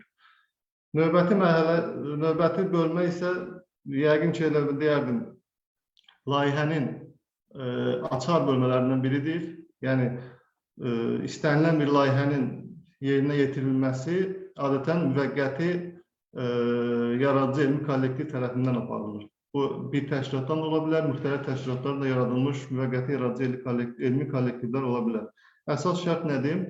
Layihə verilən zaman, əgər layihənin profili, mövzusu nədirsə, həmin mövzu üzrə layihəni icra edəcək icraçıların profilinə uyğunluğu çox vacib məsələdir. Daha sonra layihədən gözlənilən nəticələr göstərilir və sonunda isə tətbiq imkanları göstərilir ki, elmi tədqiqat işinin nəticələrinin tətbiq perspektivləri nələrdir. Və büdcə. Büdcə təbii ki, tam aydın, səlis şəkildə göstərilməlidir. Burada əmək haqları ola bilər, ezamiyyələr ola bilər, cihaz və avadanlıqlar və s. Yəni, tam dəqiqliklə bütün büdcə verilməlidir. Və layihə çərçivəsində elmi əməkdaşlıqlar, hansı təşkilatlarla olacaq, onlar göstərilir. Və digər açar bölmələrindən biri məhz elmi tədqiqat layihəsi təqdim edən təşkilatın həmin sahədə təcrübəsi. Bunun da əsas göstəricisi məhz həmin təşkilatın o sahədə, təşkilatın adından gedən elmi məqalələrini, o sahədə verilən elmi məqalələrin siyahısını təqdim etməklə bunu asanlıqla göstərmək olar. Ümumiyyətlə, qrant layihələri necə yazılmalıdır, strukturu necə olmalıdır, hansı qrant müsabiqələri eləyən hansı təşkilatlar var, hansı ölkələr ən çox maliyyə vəsaiti ayırırdı qrant müsabiqələrini və s. Xüsusən də Azərbaycandan olan tədqiqatçıların hansı növ qrant müsabiqələrinə müraciət etməsində uğur şansı daha böyükdür. Bu məsələ haqqında çox geniş danışmaq olar. Sadəcə biraz daha geniş bir mövzu olduğuna görə bugün bunlar haqqında danışmırıq. Əgər tələb olarsa, növbəti seminarların birində bu mövzu ətrafında ətraflı çıxış eləmək olar. Bugün isə mən bu layihələr çərçivəsində 2021-ci ildə kompozit materiallar elmi tədqiqat mərkəzi olaraq biz qrant layihələrinə bağlı hansı işlər görmüşük, hansı layihələri qazanmışıq, hansı müsabiqələrə layihə təqdim etmişik, onlar haqqında məlumat vermək istəyirəm. Bu bayaq dediyim o tədqiqat xarakterli qrant layihələrindən biri məhz İspaniyada yerləşən ALBA Sinxrotron, hansı ki, az sayılı unikal elmi tədqiqat mərkəzlərindən biridir. Bu elmi tədqiqat mərkəzi də şərait yaradır ki, ildə 2 dəfə qrant şəklində, müsabiqə şəklində elanlar verir ki, bütün dünyadan olan elmi tədqiqatçılar öz elmi işlərini məhz həmin sinxrotronda yüksək enerji şüalanmanın təsiri altında atom səviyyəsində dəqiq elmi eksperimentlər aparsınlar. Deməli, bu şəkil sinxrotronun havadan çəkilmiş ümumi... Slaydı bir də təqdim edin zəhmət olmasın. Görünmür müəlliminə? Yox, vurun bir də indi görünəcək. Aha, indi oldu. Qeyd elədiyim kimi, sinxrotron, ALBA Sinxrotron ildə 2 dəfə müsabiqə şəklində elan edir və biz bu sinxrotrona 2019-cu ildən bəri 2 dəfə müraciət elədik. Nəhayət bu il 3-cü cəhdimizdən layihəmiz uğurla keçdi və eksperimentlərimizi 14-17 oktyabr tarixlərində bu ilin 14-17 oktyabr tarixlərində öz eksperimentlərimizi bu sinxrotronda apara bildik. Bu şəkildə sinxrotronun havadan çəkilmiş ümumi formasıdır, yəni onun binasıdır. Bina deyəndə bu ayrı-ayrı binalardan, yaxud laboratoriyadan ibarət bir sistem deyil, vahid bir kompleksdir, hansı ki, sinxrotrona biz elektron sürətləndirici kompleks kimi baxırıq və həmin elektron perimetri 270 metr olan dairə boyunca ümumiyyətlə aralıqsız rejimlə daim, işıq sürətinə yaxın sürətlə daim belə deyək, fırlanır. Bu isə həmin bu binanın içindən müəyyən bəzi şəkillərdir, sinxrotron daxilidir. Bütün dairə boyu məhz bu cür avadanlıqlar və laboratoriyalar dairə boyu bir kompleks təşkil edir. Evet, mən yazdım məktubunuzun üstündə. Həmin binanın kompleks dediyində bunu nəzərdə tuturdum. Həmin binanın sxematik şəklidir. Ümumiyyətlə sinxrotron şüalanma əsasən 3 hissədən ibarət olur. Növbənin təqdimatı bunun. Yenə açılmır. Sən bir Excel'də şeylər yazdım da sunmaları. Oldu. Hə, belə vurdum. Həmin o binanın Yəni onsuz da sxematik şəklidir, kompleks sxematik şəklidir. Sən ümumində yazmısan. Sinxrotronda bütün məsələ məhz kiçik bir elektron mənbəyi kimi istifadə olunan kiçik bir metal diskdən başlayır. Həmin metal disk 1000 dərəcəyə qədər qızdırılır və qızdırdıqdan sonra həmin diskə 90.000 volt gərginlik tətbiq olunur və həmin gərginlik təsiri altında metal özündən elektronları emissiya edir və birinci bölmədən, yəni həmin bölməyə xətti sürətləndirici deyirlər, o bölmədən elektronlar ötürülür ikinci halqavari bölməyə. Bu halqaya, bu birinci halqa ki var burada, bu halqaya ötürülür. Bu halqada elektronların müəyyən xüsusi sistemlərin köməyi ilə elektron sürətləndirilir və yüksək təxminən 3 gigavolt elektron, 3 giga elektron volta qədər enerji əldə etmək olur. Və nəhayət üçüncü hissə isə əsas halqadır. Bu halqada elektronlar daim fırlanır və bu sistemdə xüsusi güclü maqnit sahəsi var ki, həmin maqnit sahəsinin köməyi ilə sistemdə olan enerjini, tələb olan enerjini ətrafda bu hissələr ki var, xəttlər. Bunların hər biri bir laboratoriyadır. Laboratoriyanın tələbinə görə lazım olan enerjini həmin o maqnit sahəsinin köməyi ilə laboratoriya yönəldib elmi tədqiqat işlərini aparmaq mümkündür. Bizim layihəmiz isə məhz bu qırmızı halqaya aldığım Kleist xəttində oldu, laboratoriyasında oldu. Bu laboratoriyanın ingiliscə adı Core Level Atomic and Emission Spektroskopi gedir, yəni nüvə səviyyəsində atom emissiya spektroskopiyasıdır. Bu laboratoriyada biz rentgen udulma spektroskopiyasının köməyi ilə nadir torpaq elementləri ilə aktivləşdirilmiş qələvi torpaq diaqallotlarının elektron quruluşu haqqında atomar səviyyədə dəqiq informasiya əldə etmə imkanımız olacaq. Və həmin laboratoriyanın, burada göstərdiyim, qeyd etdiyim laboratoriyanın demək, İçərisi bu formadadır. Yəni bizim bütün eksperimentlərimiz məhz burada aparıldı. Həmin xəttin, həmin laboratoriyanın bir qoludur bura. Demək, bu eksperimentləri aparmaq üçün bizə 72 saatlıq beam time deyirlər. Yəni orada sinxrotron 24 saatlıq fasiləsiz rejimdə işləyir. Qalib layihələrə saatla şüalandırma vaxtı verirlər. Bizim üçün ayrılan vaxt 72 saat idi və 72 saatı, yəni 3 gün. Yəni bu həmin 72 saat iş günü ərzində iş saatları sayılmırdı. Məsələ 24 saatlıq fasiləsiz rejimdən gedirdi və həmin 72 saatda biz bütün eksperimentlərimizi tamamlamalıydık. Olduğumuz birinci günü ancaq nümunə hazırlığı mərhələləri oldu. Bu şəkildə Növbəti slaydı qoyun Zəhmət. görünmür müəllim? Döyünün növbətini qoyun. Görünür belə?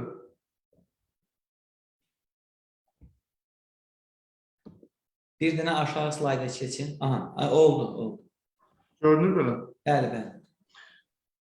Demək, burada bizim apardığımız o 6 dənə nümunənin, hazırlanmış nümunənin sistemə yerləşdirilməsi mərhələsidir. Sistemə yerləşdirmədən sonra bəzi müzakirələrimiz oldu. Hansı enerji lazım olacaq, hansı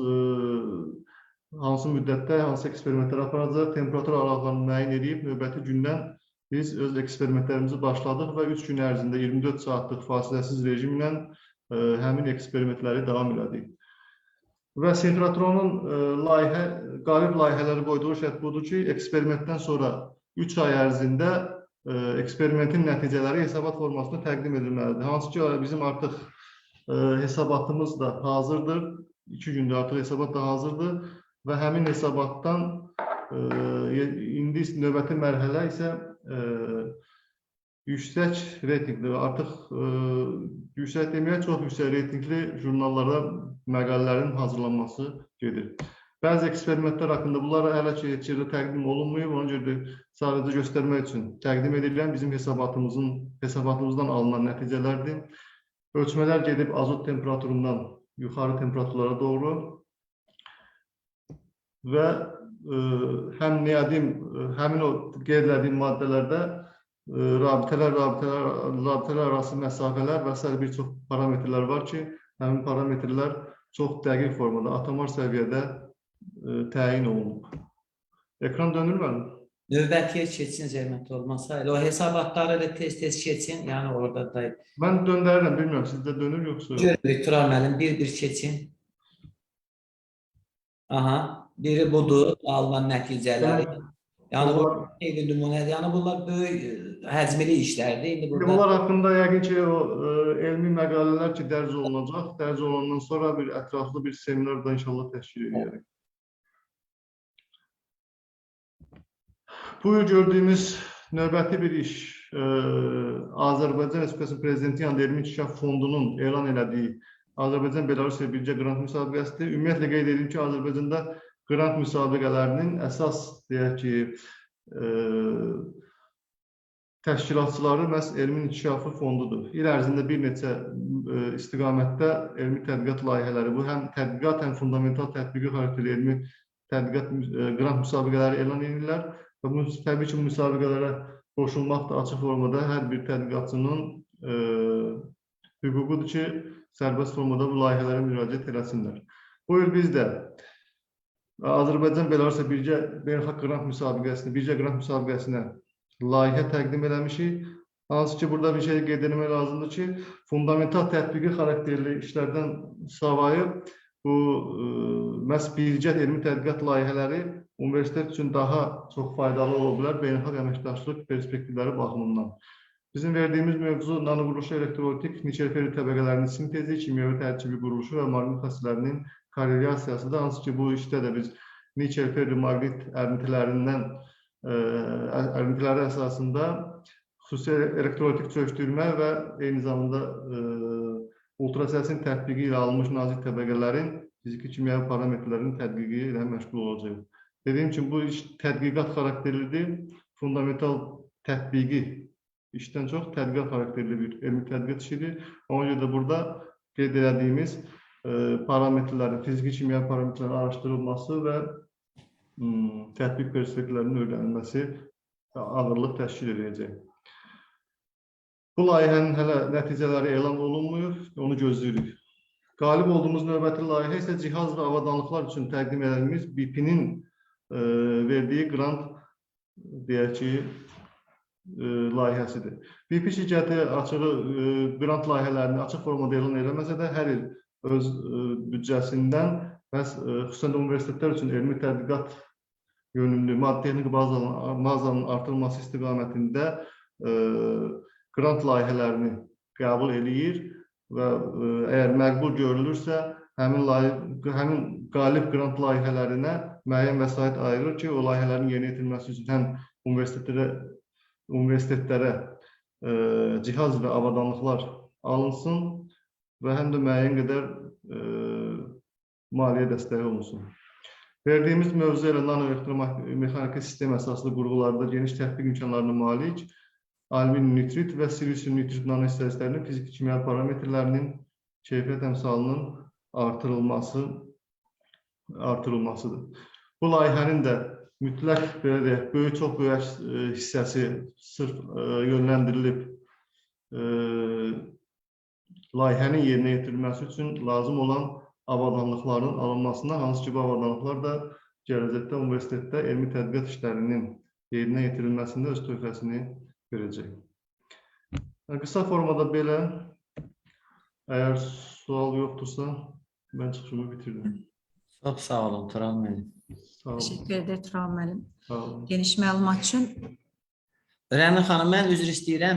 Bəli, buyurun Dövnək müəllim. Əslində bunların hamısı geniş mövzulardır. Sizin özünüz də dəfələrlə təsdiq edəmişsiniz. Bu tədqiqat mərkəzləri arasında doğrudan da yəni kompozit materiallar həm o görürsüz məqalə baxımından, həm o qrant layihələri baxımından bizim o Tural müəllim dedi, həm o Barcelonada, İspaniyadakı olan Getmişdiniz, bəli, Tural müəllimlə getmişdiniz. Və indi də bu BP ilə bunların görünür ki, yəni vaxt çərçivəsi indi imkan verməz. Bunların hər ikisi üçün bizim ayrıca tədbir seminarımız olacaq hesabat xarakterli. Çünki orada görülən işləri yəni bir yarım saata sığdırmaq çox çətin məsələdir. Bayaq Tural müəllim dedi, təkcə elə orada o bayaq elə üstdən şəkil göstərirdi. İndi adamlar, məsələn, mən sizə deyim, o laboratoriya bizim Olimpiya stadionu boyda bir çevrədir. Yəni o elə belə buradan görünməklə deyil. Sonra belə perimetrinə fırlanınca nə qədər vaxt gedir.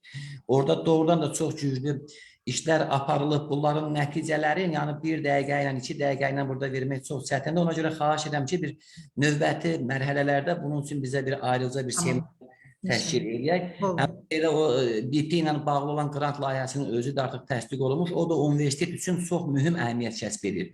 Çünki orada həm mən sizə deyim, beynəlxalq konferansların keçirilməsi üçün də o layihənin içində bizim o hansı təşkil etmişik, orada Tural müəllimin demədi, yəni böyük summa, çox böyük summa. Maliyyə ayrılıb, bəli, mənim məlumatım var. Sizdən dəfələrlə danışmışam.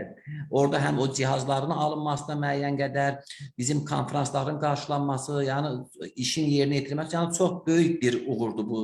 İndi burada Tural müəllim bizim o gənc istedadlı alimlərimizdən çox da təvazökar alimdir. Ancaq bunları yəqin ki, bir vaxtında biz satanda bu seminarlarda daha ətraflı məlumat verərik inşallah. Buyurun, Rəna xanım. Siz də sağ olun. Həm də Tədqiqat Mərkəzi, Elmi Tədqiqat Mərkəzinin üzvləri ki, həqiqətən də çox əziyyət çəkirsiniz, çox əmək verirsiniz və siz dediyiniz kimi bizim UNEK Tədqiqat Mərkəzlərinin 6 aylıq hesabatı var idi. Biz UNEK-in saytına da yerləşdirmişik. İndi illik hesabatımız da olacaq. Kim istəsə götürüb maraqlana da bilər. Yəni orada sizin gördüyünüz işlər demək olar ki, elə birincisiz. Tədqiqat mərkəzlərinin arasında birincisiz, ilksiz. Təşəkkür edirik bu cür gözəl fəaliyyətinizə görə. İndi isə sözü verək Tahir müəllimə. Tahir müəllim, buyurun, zəhmət olmasa. Tahir müəllim eşidir bizim. Tahir müəllim, eşidirsiniz mikrofonu? Buradadır Tahir müəllim. Mikrofonu zəhmət olmasa Tahir. Tahir müəllimdən xahiş etdim ki, konkret nümunələr əsasında patentləri çox vaxt almadan da Tahir müəllim mikrofonu açıb. Açdı, buradadır. Buyurun Tahir müəllim, dinləyirik sizi. Nəsə sözünüz varsa deyin, sonra da prezentasiya Mən görürsünüz. Bəli. Yəni, görürsünüz, ha? Biraz sizə notebookdur, yoxsa monitoru biraz aşağı eləyərdiniz, biraz belə az görünür. Mən bildim, başa düşdüm. Aha, tamam. Aha, belə, əla.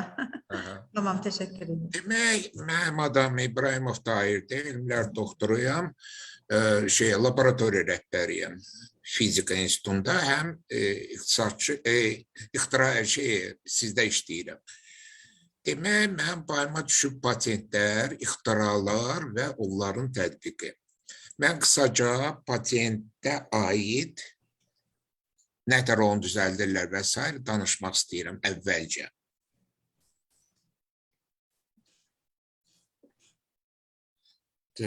Patent. Siz aşağıda sizdə Word faylını açın, avtomatik görünəcək ekranda. Yox, bu deyil. Aha, evet. Var idi, referat.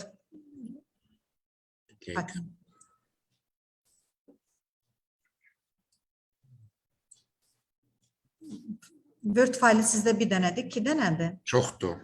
Tamam. Siz hələ ki ekrandan çıxın, Word-ü açın. Tamam, gözləyirik, problem deyil. Aha, patent, referat, doğru. Görün görə. Tamam. Demək, patent nədir? Patent ixtira, faydalı model, sənaye nümunəsi və ya seleksiya nailiyyətinin müstəsna hüququnu, müəllifliyini və prioritini təsdiq edən mühafizə sənədidir. Patent qüvvədə qalır 5 ildən 35 ilə qədər. Azərbaycanda qalır 20 il. Sonra məhsul istehsalı və ya metoddan istifadə hüququ üçün lisenziya alınır.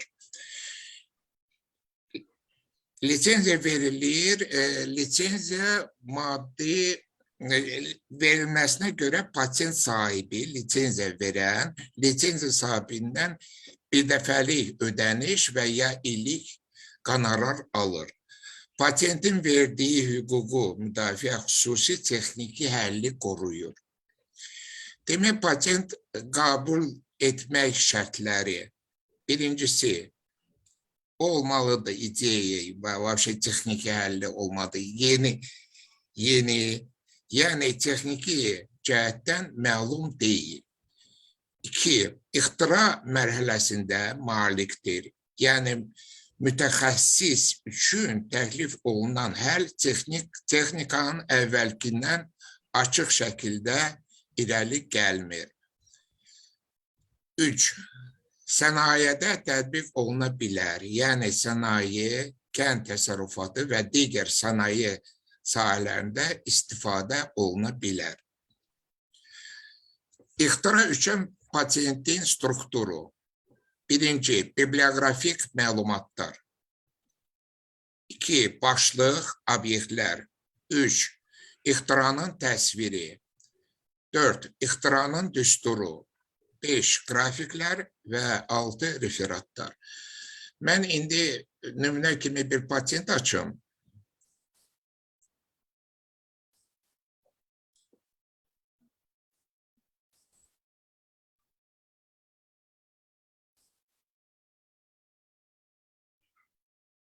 Bu Azərbaycan patentidir. Bu biz vaxtı ilə almışıq. Demək, burada yazılıb 20 illik müdafiə olunur. Bu biblioqrafik məlumatdır. Amma ayrıca o spravka kimi verilir patent bürosuna. Burada göstərilib, görürsünüz də, burada göstərilib referat. Burada gəlir təsvir, patentin təsviri.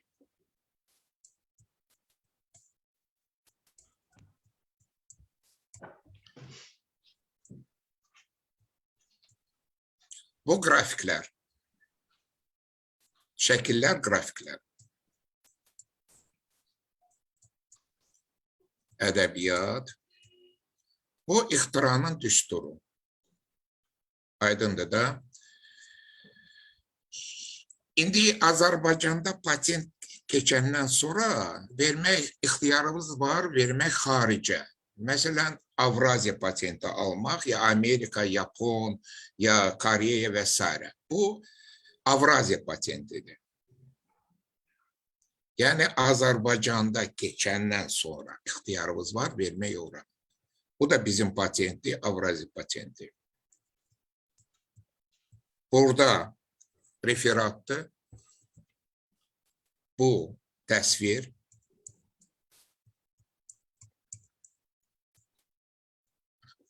Bu şeydir, düsturudur. Patentin düsturu. Bu şəkillərdir və s. Bu bir dənə də patent göstərim, Avraziya patenti. Bu da bizim patentdir. Yəni, Azərbaycandan keçəndən sonra ora ixtiyarımız var vermək. Burada yaxşı görünmür. Bax, burada referatdır. Bu təsvirdir. Və s. Sonra mən nəyə göstərmək istəyirəm? Bir dənə də şey göstərmək istəyirəm. Patentlər. Yəni, bizim o patent idarəsinə verilən sənədlər misal kimi gətirirəm. Bax, bu description'dır. Description yəni təsvir, patentin təsviri.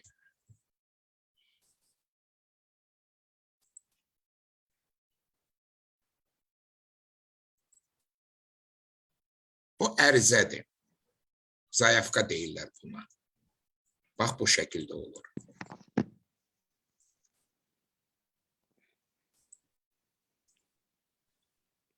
Mütləq lazımdır prototip vermək. Prototip nədir? Yəni, bizdən əvvəl olandan ixtira, biz isə onu genişləndiririk, ya bir təzə bir xüsusiyyət yaradırıq. Köhnə patentdə. Ona prototip deyirlər. Bax, bu prototipdir. Yəni, bunu biz göstərir, əvvəlki anda bunu göstərir və deyirik ki, bizdə buna nisbətən daha yaxşı ixtiradır. Aydındır da. Bax, bu prototipdir.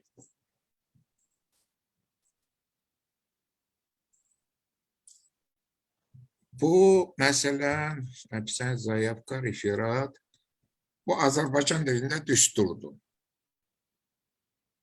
Bax, bu şəkildə yazılır.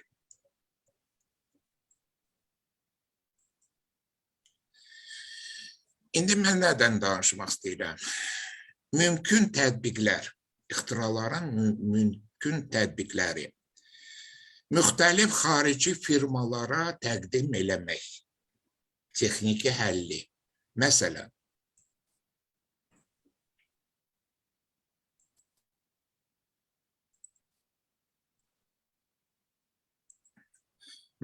biz bu yaxınlarda təqdim eləmək istəyirik Samsunga.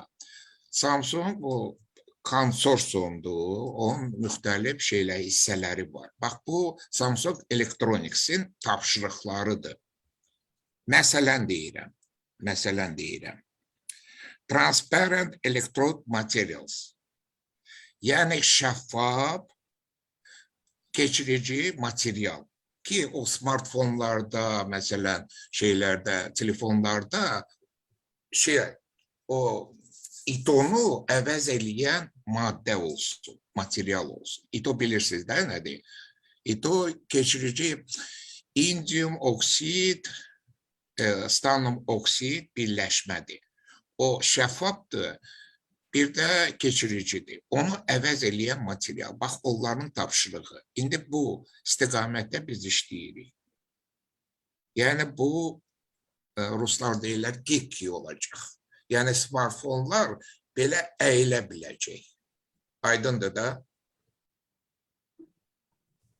Burada müxtəlif tapşırıqlar var. Məsələn, bir ikisini göstərmək istəyirəm.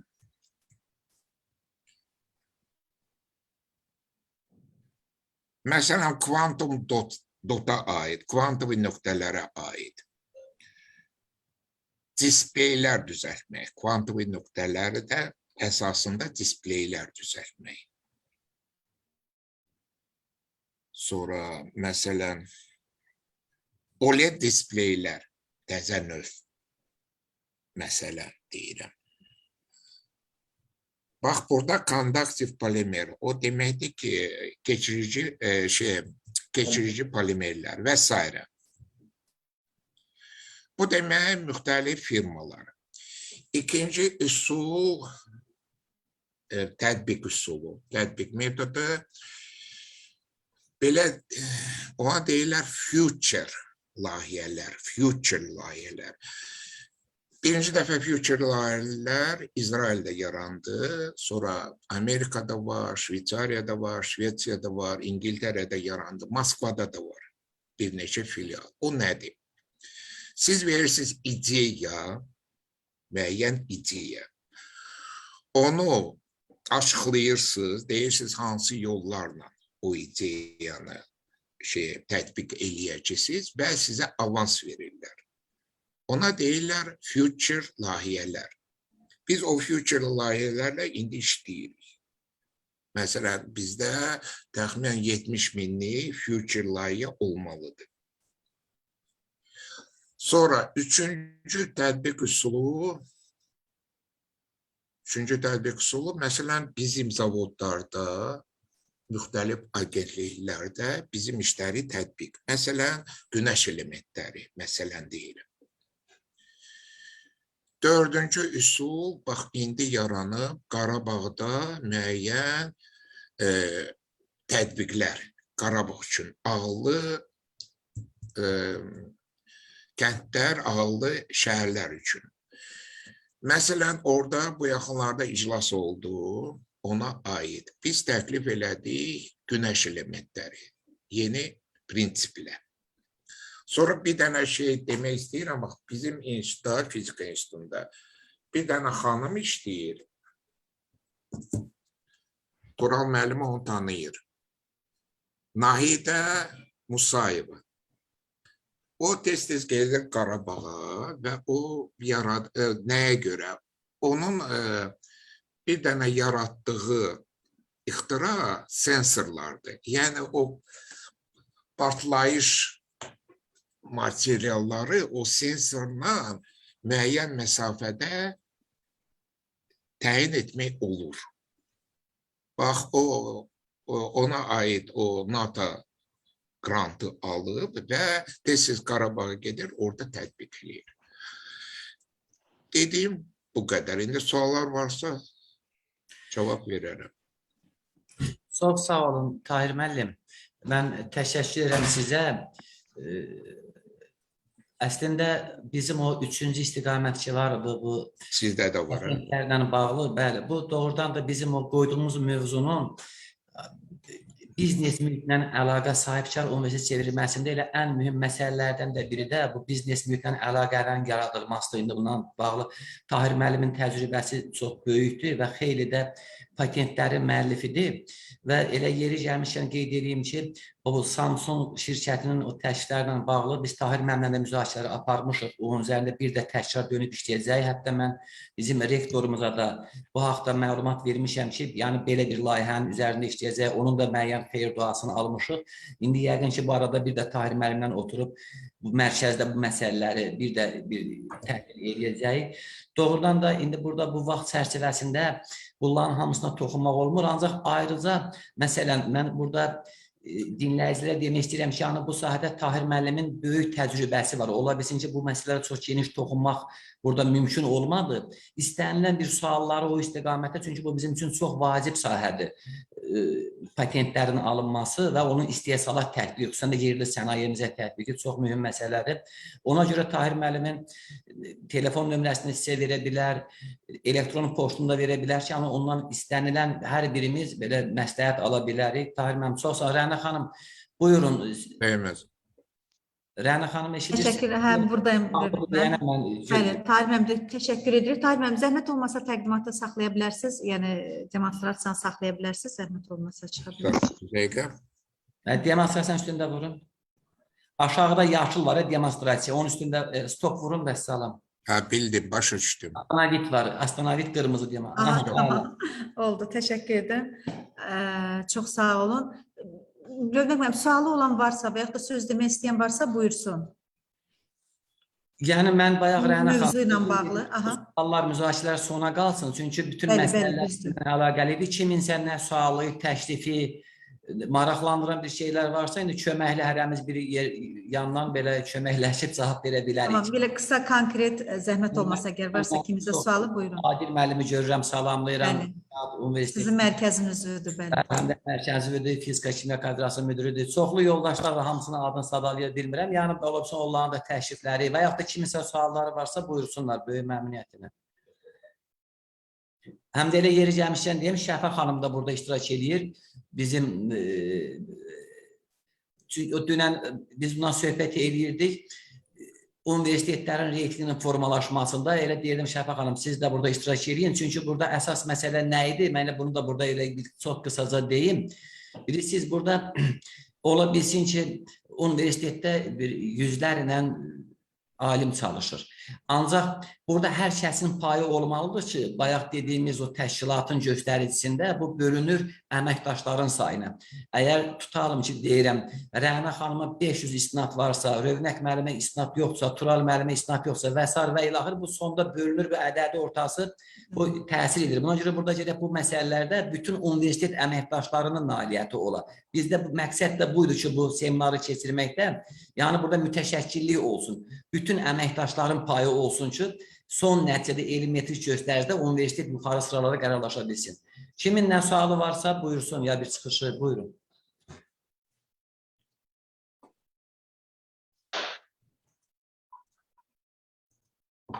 Rövnək müəllim, olar bir sual verin.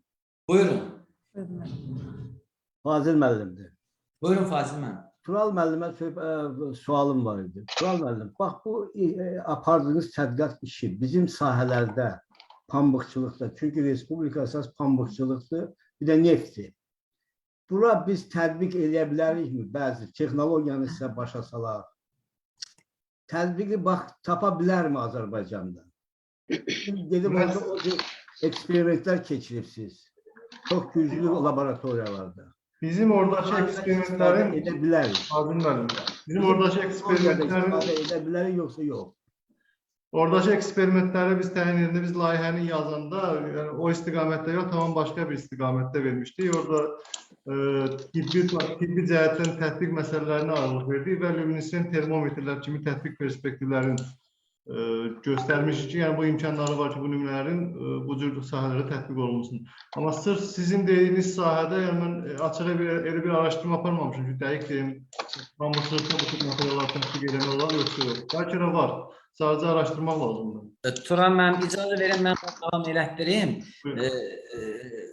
Fazil müəllim, hörmətli professorumuz, sözsüz ki, olar, ancaq bu əlavə bir iş istəyir. Çünki burada bilirsiniz, uzaqdan idarə olunan, burada termometrdən söhbət gedir, lüminesensiyadan söhbət gedir. Yəni sadəcə bunu necə deyirlər, assosiasiya eləmək, padqaniyyət eləmək, uyğunlaşdırmaq lazım. Yəni bu ayrıca bir sizinlə bizim bircə tədqiqatlarımız lazımdır ki, o hissəyə bunu necə uyğunlaşdıraq? Bəli, pambığın qurulmasında varsa, pambıq dayalarında onların müxtəlif buntaları, müxtəlif nöqtələrində temperaturun ölçməsi çox aktual məsələdir. Yəni qalır onun tətbiqi məsələləri bu ayrıca bir tədqiqat istəyir. Yəni o da sizinlə bizim bir yerdə bircə fəaliyyətimizdən asılıdır. Mən belə düşünürəm bu sualın cavabını.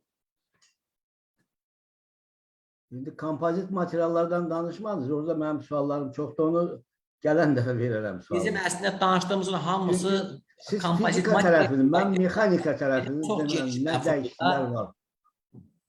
Kompozit materiallardan istifadə olunur, olduqca tekstildə çox olunur. Listlər, lövhələr, bunlar təsiri altında çatlar əmələ gəlir. Nəyə görə?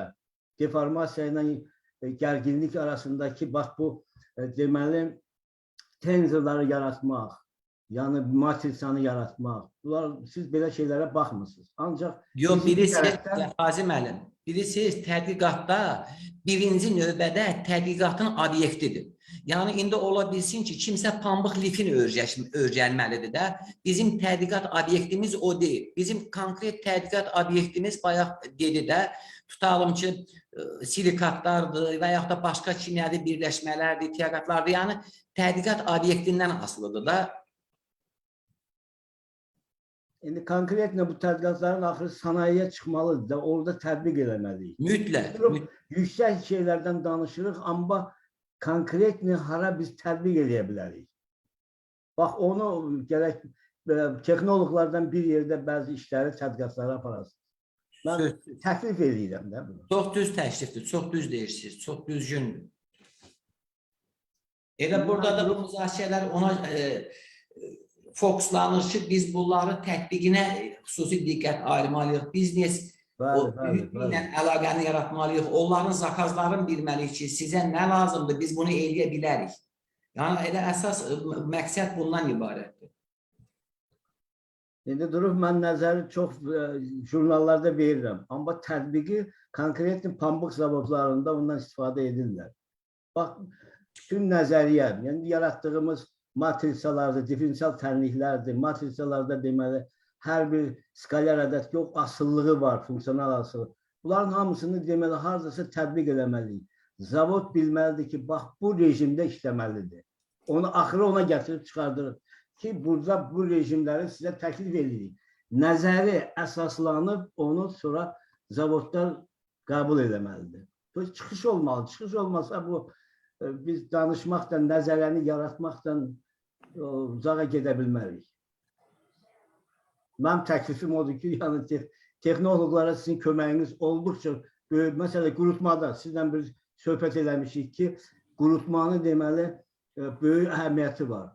Pambıqlar taylarda başlayır yanmağa. Yananda lifin deməli elastiklik xarakterini itirir. Bunu biz nəzəri tapıb yazıb vermişik. Ancaq hansı yolla bunu aradan çıxartmaq lazımdır? Əmələ gələn deməli həmən ölü liflər axırda bizim respublikada alınan əyicilikdə sapın keyfiyyətini aşağı salır. Bu keyfiyyəti qaldırmaqla böyük məbləğlər udur. Yəni bir çıxışı olmalıdır. Axırı gəlib sənayedə onu tətbiq eləməliyik. Sözsüz elə olmalıdır. İnşallah o da olacaq. İndi yaxın gələcəkdə biz onların bəhrəsini görəcəyik inşallah. Özünüz də bunun şahid olacaqsınız. Allah qoysun. Yox, sizə uğurlar. Yaxşı, belə çox düzgün istiqamət tutursunuz. Çox sağ olun Fazil müəllim. Təşəkkür edirəm. Rəna müəllim, sual olar mı? Tahir Buyurun. müəllim, İlham müəllim. Tahir müəllim, bu patentlə bağlı olacaq sizə sualım. Bəli, bəli. Ümumiyyətlə, bəli, bizim qanunvericiliyə görə ixtiralar üçün patentin qüvvədə olma müddəti 20 ildir, sənaye nümunəsi faydalı model üçün 10 il. Amma bu elmin inkişafıdır, texnologiyanın inkişafıdır. Bu patentlər bu 20 il öz aktuallığını saxlamır. Yəni, təbii yenə qanunvericiliyə görə 20 ildən sonra əgər patent sahibi və ya müəllif onun müddətini uzada bilər. Bu olunmur çünki dediyim kimi bu inkişafla bağlı o aktuallığını itirir eləmirlər. Və bu baxımdan o ixtiraların özlərinin real orta ömrü var. 3 il, 5 il, 8 il. Bu sizin sahədə, yəni sizin patentlərinizdən getmir söhbət. Sizin sahədə real olaraq patentlər neçə il qüvvədə olur? Yəni aktual olur, belə deyək. Demək, suala cavab verirəm. Demək, mən axırı illər, son axırı 30 ildə, 20 ildə eşitməmişəm ki, bizim Azərbaycan patenti tətbiq olunsun. Eşitməmişəm. Amma məndə bir dənə xarici patent olub. Bilirsiniz, xarici patentlər nətərdir? Məsələn, Avraziya patenti cəmi 12 ölkədə qorunur, məsələn, bilirsiniz də onu. Avraziya patent təşkilatı var. Məsələn, beynəlxalq Avropa patentləri 32 ölkədə. Məsələn, Koreya patenti ancaq Koreyada, məsələn deyirəm. Ayrı ölkədən zavod, fabrika, bir firma onu istifadə edir. O ayrı ölkədə onu qorumurlar. Nə dərsdə istifadə edir. Prosta patenti elə yazmaq lazımdır ki, orada hər şey açılmasın. Məsələn, mən bir dəfə dəvət olunmuşam xaricə. Bir dənə patentimiz var idi ki, mən izah eləyim. Onu nətər düzəltmək lazımdır. Yenə təkrar edeyim, patentdə hər şey yazılmır. Elə incəlik var ki, onu yazmaq olmaz. İndi, məsələn, müəyyən firma istəyir onu istifadə eləmək, mənsiz istifadə eləyə bilmir. Deyirəm də, məsələn, məndə patent, Avraziya patenti var idi, amma tətbiq eləmək istəyirdi Tayvan ya da Hong Kong. Məni dəvət elədilər, mən onlara izah elədim, mənə qonorar verdilər. Qutardı getdi. Vəbşi patent indiki zamanədə lazımsız şeydir. Məsələn, müəyyən məndə belə əlaqələr var. O qabaq deyirlər Azərbaycanda ya Sovet ölkəsində poçtovi yaşiklər. Yadınıza düşür. Onlar ancaq hərbçilərə verirdilər. Öz ixtiralarına. Hərbçilər də onu istifadə edirdi. Amma indiki zamanədə qatma qarışıqdır. Çox qatma qarışıqdır.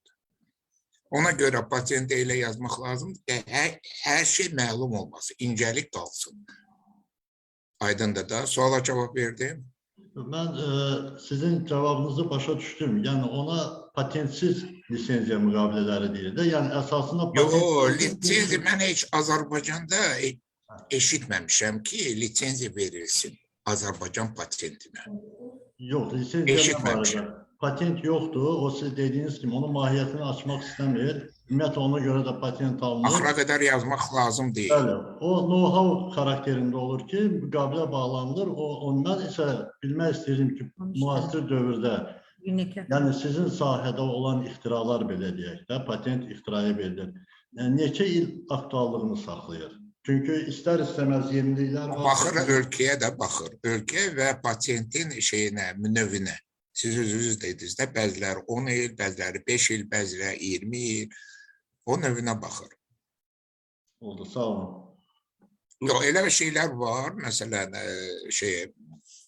var ki, axıra qədər 20 il ərzində saxlamaq mümkündür, müdafiə olunur. Lisenziya da almaq olur. Elə olur ki, 7 ildən sonra alırsan lisenziya. Olsa da almırsan, 7 ildən sonra alırsan. Bizdə, məsələn, mənə təklif olundu 4 ildən sonra patentin qəbul olunub, 4 ildən sonra mənə təklif olundu ki, izah edeyim, nətər onu eləmək. Daha elə hadisələr də olur. Çox sağ olun. Tamam. Tahir müəllim, Adil müəllim əlini qaldırıb, Rəhmə xanım. Buyurun. Bəli, görürəm, elə söz verək. Çox sağ olun söz verdiyinizə görə. İlk öncə hamını salamlayıram, axşamınız xeyir. Gözəl, dəyərli çıxışlara görə əməkdaşlara təşəkkür edirəm. Mənim elə bir sualım yoxdur, amma bu elə sonuncu Tahir müəllimə ünvanlanan məsələ ilə bağlı demək istəyirəm ki, tamam, səhv eləmirəmsə, bizdə patent haqqında qanun layihəsini o vaxt Milli Məclisə ratifikasiya üçün təklif eləmişdilər. Mən bilirəm, Tahir müəllim, sizin çox böyük işləriniz var, gözəl də alimsiz. Amma bunlar lazımdır bu dəqiqə patentləşdirmək. Təbii ki, xarici ölkələrdə belədir. Patent haqqında qanun layihəsi var. Alim o patenti alandan sonra qanunlarını mütəmadi alır. Amma indi bugünkü vəziyyətdə, təbii ki, bayaq Rövnaq müəllim də çıxışında dedi, söhbət ondan gedir ki, biz ali təhsil müəssisələri, ümumiyyətcə elm sahəsində olan adamlar özlərini maliyyələşdirməlidir. Maliyyələşdirmədə də birinci məsələlərdən o elə patenti qazanmaqdır, patent hüququnu almaqdır. Məsələn, xaricdə belədir ki, o patenti alır, müəyyən ilə mütəmadi onun qanarlarını götürür. Nə üçün? Ona görə ki, misal üçün Amerika Birləşmiş Ştatlarında sizi kimi gözəl bir alim, bayaq özünüz də dediniz, tutaq ki, Samsung şirkətinə təklif edilir ki, misal üçün mən elastomer sizin istədiyiniz təbəqəni almışam, telefon elastik olacaq, sınmayacaq və şirkət də bundan qazanc götürəcək. Və onun müəssisəsi var. Bayaq bizim gözəl, hörmətli müəllimimiz dedi, kənd təsərrüfatı sahəsində də. Yəqin ki, yaxın illərdə Allah qoysa bizdə də olacaq bu şeylər. Təbii ki, biz müstəqilliyi onlarla müqayisədə çox az müddətdə qəbul eləmişik, gənc ölkü. Amma bugün bu lazımdır. Bu lazımdır ki, biz bu elmi potensialı saxlaya bilək ki, patentlərimiz də olsun və tətbiq sahələrində deyək. Müəyyən qrantlarla hələ bu elmi tutumlu sistemi saxlamaq olar və yaxın gələcəkdə bizdə də bunlar tətbiq olunacaq və ümidvarıq ki, bundan da gözəl olacaq. Mən hər birinizə təşəkkür edirəm. Tahir müəllim, Rövnaq müəllim, Tural müəllim, gözəl çıxışlarınıza görə, eləcə də digər əməkdaşlara. Şəxsən mənim üçün çox zövq verdi. İş saatından sonraya saldığınız üçün də imkan da oldu. Qəşəng də dinlədik bu şeyləri. Hər birinizə uğurlar, müvəffəqiyyətlər arzulayıram və biz də çalışacağıq ki, sizinlə birgə əməkdaşlıq eləyək. Amma mənim bayaq Tural müəllimə bir sualım olacaqdı ki, o sinxronda aparılan o tədqiqatlarla bağlı. Siz orada aldığınız nəticələri imkan olacaqmı ki, bizdə rəsmiləşdirmək mümkün olsun? Yoxsa müəyyən müqavilələr əsasındadır? Yox, mən bu nəticələr bizim burada sintez elədiyimiz nümunələrin nəticələridir. Yəni, nümunələr üzərində apardığımız nəticələrdir, sırf bizimdir. Və rəsmiləşdirmə belədir də, biz həmin nəticələri məqalə şəklində dərc edirik. Yəni, bir növ deyirdik, müəllif hüququ bizim olacaq. Adil müəllim, mal bizimdir. Yəni, əsas odur ki, bizim malımızdır. Ancaq indi İtalyanlarla, İspanlarla bir yerdə eləməyi. Bircə tədqiqat layihəsində. Mən nə üçün Müəlliflər deyirəm? olur da. Mən çoxunuz xəbərdarsınız, artıq biraz profili başqa istiqamətə də yan almışıq. Çünki inşaat memarlıq daha çox metal ərintilərlə məşğuldur. Bayaq siz orada ferro-nikkel əsaslı sistemlərdən danışdınız. Biz də biraz məşğuluyuq bu sahə ilə. Sadəcə olaraq biz onların amorf ərintilərini alırıq. Aldığımız əsas nəticələrdən biri odur ki, maqnit xüsusiyyətinə görə yüksək temperaturları ölçə bilirik. Elə bir imkanımız yoxdur hələ bizim ki, biz onu tətbiq edəyək. Sadəcə olaraq bizim disertantımız Nurlan müəllim Polad əritmə zavodunda gəldiyimiz bu 2 ildə apardığımız araşdırmalarla belə bir nəticəni almışıq. Amma əfsuslar olsun ki, 11 cihazını hazırlamaq. Adil müəllim, siz mərkəzin ən aparıcı simalarından birisiz və bizim də bu mərkəz artıq maddi texniki bazası ilə Azərbaycanda elmi təşkilatları arasında ən o birinci sıralarda olan laboratoriyalardandır. Və həmişə də qapımız sizin üzünüzə açıqdır. Yəni, burada xeyli ölçmələr üçün cihazlar gətirmişik, bir hissəsi də gəlir. Yəni, artıq maddi texniki baza formalaşıb, yəni həmişə işləyə bilərik. Nə vaxt siz müraciət edəsəniz, bizim qapımız sizin üzünüzə açıqdır. Rövnaq müəllim, çox sağ olun. Bu gözəl, dəyərli alimlərin əhatəsində olmaq həmişə bizə xoşdur və gənclər Gənclər də məni çox sevindirir. Biz cavan vaxtlarda çox sevinirdik. Məsələn, mənim yadımdadır, Tahir mənim yaxşı bilir. Mən ilk dəfə o yarım keçiricidə superion keçiriciliyini alanda, super kondensator məsələsini deyəndə biraz qəribə baxırdılar ki, sən farad tutumlu kondensatordan danışırsan, cəmaət mikrofaraddan danışır. Amma indi baxırıq ki, superionika yeni elm sahəsidir. Məsələn, mən son illər görürəm ki, artıq Ukraynalılar farad tutumlu kondensator alır.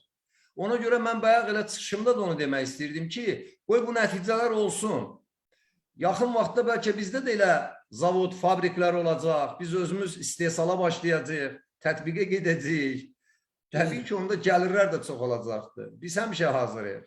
Çox sağ olun. Maraqlı gəldi. Niyə? Çünki Tural müəllim dedi, nikel ferum əsaslı bizim sahəyə daha çox yaxındır. Çünki Memarlıq İnşaat Universiteti biz ancaq inşa eləmək, yaratmaq, tikmək, bəzəməklə məşğuluq, belə deyək. Ona görə Profilimiz müəllim kompozit materialdır deyənə, yəni uyğun gəlir o. biz onun ərintilərini alırıq. Elə onlar da kompozitin yaxın. Bəli, inşallah Allah qoysa. Bizə o vaxt fizika kursunda deyirdilər ki, yadınızdadır da, bir kürəvi kondensatoru bir farad tutumu olmaq üçün yer kürəsi boyda bir kondensator düzəltmək lazımdır. Klassik fizikada elə deyirlər. Yəni bir farad tutumu indi görürsünüz, siz deyirsiniz, bunlarda əlbəttə hamısı yeni elm sahələridir. Çox təşəkkür edirəm. Sonra kimin nəsə bir sualı var? Rövnaq müəllim, üzr istəyirəm, bir kəlmə deməyək, şunlaşdırayım. O gənclik illərini yadımıza saldım. O vaxt yerin tutumunu təxmini hesablayanda kürə kimi götürürdük da yeri. 760 mikrofarad alırdıq təqribən. Onu demək, bir farad deyiləmirdi, onu demək istəyirəm də. Bəli, bir farad deyirəm. Çox sağ olun, mənə çox zövq verdi. Belə tədbirlərə həmişə bizi də dəvət edin. Dəvətiniz üçün də təşəkkür edirik. Təşəkkür edirik. Mən biz sizə təşəkkür edirik. Buyurun, yenə sözü olan varsa, buyurun. Yoxdursa biz yavaş-yavaş yekunlaşdıraq tədbirimizi. Salam və bir Salam Ülayla xanım. Rəna xanım, bir kəlmə çox istəyərdim ki, dəyərli alimlərə təşəkkür edim. Rəqəmsal texnologiyalar tətbiqi informatika kafedrasından qatılmışam, Lalə Cəfərova. Mən çox istəyərdim ki, fizikanın tətbiqlərini məhz elə o rəqəmsal texnologiyalar baxımından birgə bir belə deyək, məsələlərə baxaq gələcəkdə. Bizim özümüzün də sahəmiz tətbiqi belə deyək, riyaziyyatdır, kompüter texnologiyalarının, yəqin ki, statistikanın elementləridir və bunların tədqiqat metodlarını birgə araşdırmağa ehtiyacınız olarsa, çox istərdim ki, birgə bu işlərə, elmi işlərə baxaq. Çox təşəkkür edirəm belə bir tədqiq. Çox sağ olun. İndiki tədqiqatlar bunu tələb eləyir. Yəni bu artıq bilirsiniz, tədqiqatlar müxtəlif elmlərin kəsişməsindədir. Yəni artıq tədqiqatçı qruplar formalaşır və orada təkcə bir istiqamət yox. Məsələn, son vaxtlar baxırsınız, məqalələrin müəlliflərindən biri bioloqdur, biri informatikdir, biri fizikdir, biri ximikdir. Yəni bunların kontekstindədir. Yəni bu çox yaxşı təklifdir və bunu biz dəyərləndirməliyik və bircə bu müzakirələri aparmalıyıq. Çox düzgün vurğulursunuz. Çox sağ olun. Mütləq buna biz baxmalıyıq. Xüsusən də informatika sahəsində məntiq elementləri, kontrollerlər, bunlar yəni bizlə hesab edirəm ki, Adil müəllim də təsdiqləyər, yəni bizim müştərək görə biləcəyimiz işlər ola bilər. Çox sağ olun, Lələ xanım. Çox sağ olun. Təşəkkür edirik. Sözünüzə qüvvət kimi Rövnaq müəllim, bizdə Ekonomifizika Tədqiqat Mərkəzi də var. Yəni bu müxtəlif elmlərin kəsişməsi, sintezi, yəni son illərin məncə ən böyük belə uğurlarındandır. Belə oldu. Kiminsə var başqa bir deyəcək sözü? Yoxdursa, Rövnaq müəllim, icazənizlə bitirək, sonunda yenə siz sözünüzü deyin. Yox, elə son sözü siz deyin. Mən birinci sizə təşəkkür edeyim ki, 2 saata yaxın siz vaxt ayırdınız. Bütün yoldaşlara təşəkkür edirəm. Artıq 1 saat 50 dəqiqədir. Yəni xeyli də kifayət qədər vaxt sərf elədik. Mən hamıya təşəkkür edirəm. Xüsusilə sizə, Rəna xanım, yəni vaxtınızı ayırdınız. Bütün əməkdaşlara iştirak elədilər. Aktiv iştirak elədilər. Hamımıza təşəkkürümü bildirirəm. Çox sağ olun. İnşallah növbəti seminarlarda bundan da maraqlı məsələləri qoyarıq inşallah. Buyurun Rəna xanım. Biz sizə təşəkkür edirik. belə gözəl mövzu ilə çıxış etdiyiniz üçün, ümumiyyətlə təşkil etdiyiniz üçün. Düzdür, biz təşkilatı işlərə biz baxırıq, amma əsas ideya, fikir, tədqiqatlar sizindir. Olduğu zaman hər birinizə təşəkkür edirəm. Sağ olun. Gələn tədbirlərdə görüşmək ümidi ilə. Rövnəq mənim də bayaq vurğuladı. Mərkəzin işləri o qədər çoxdur ki, yəni onu bir tədbirlə, onu bir hesabat xarakterli etmək olmur. Ona görə inşallah tədbirlərimiz davamlı olacaq. Hətta gələcək tədbirlərimiz bəlkə canlı da ola bilər. Yenə də deyirəm, canlı edə bilərdik, amma biraz insanların o fiziki məsafə baxımından ona görə onlayn tədbirə üstünlük verdik. Sağ olun o zaman, gələn seminarları, tədbirlərə özünüzə yaxşı baxın. Sağ olun. Sağ olun, hamınıza təşəkkür. Sağ olun. Лучше и то, и другое, с кредитом без обязательных ставок.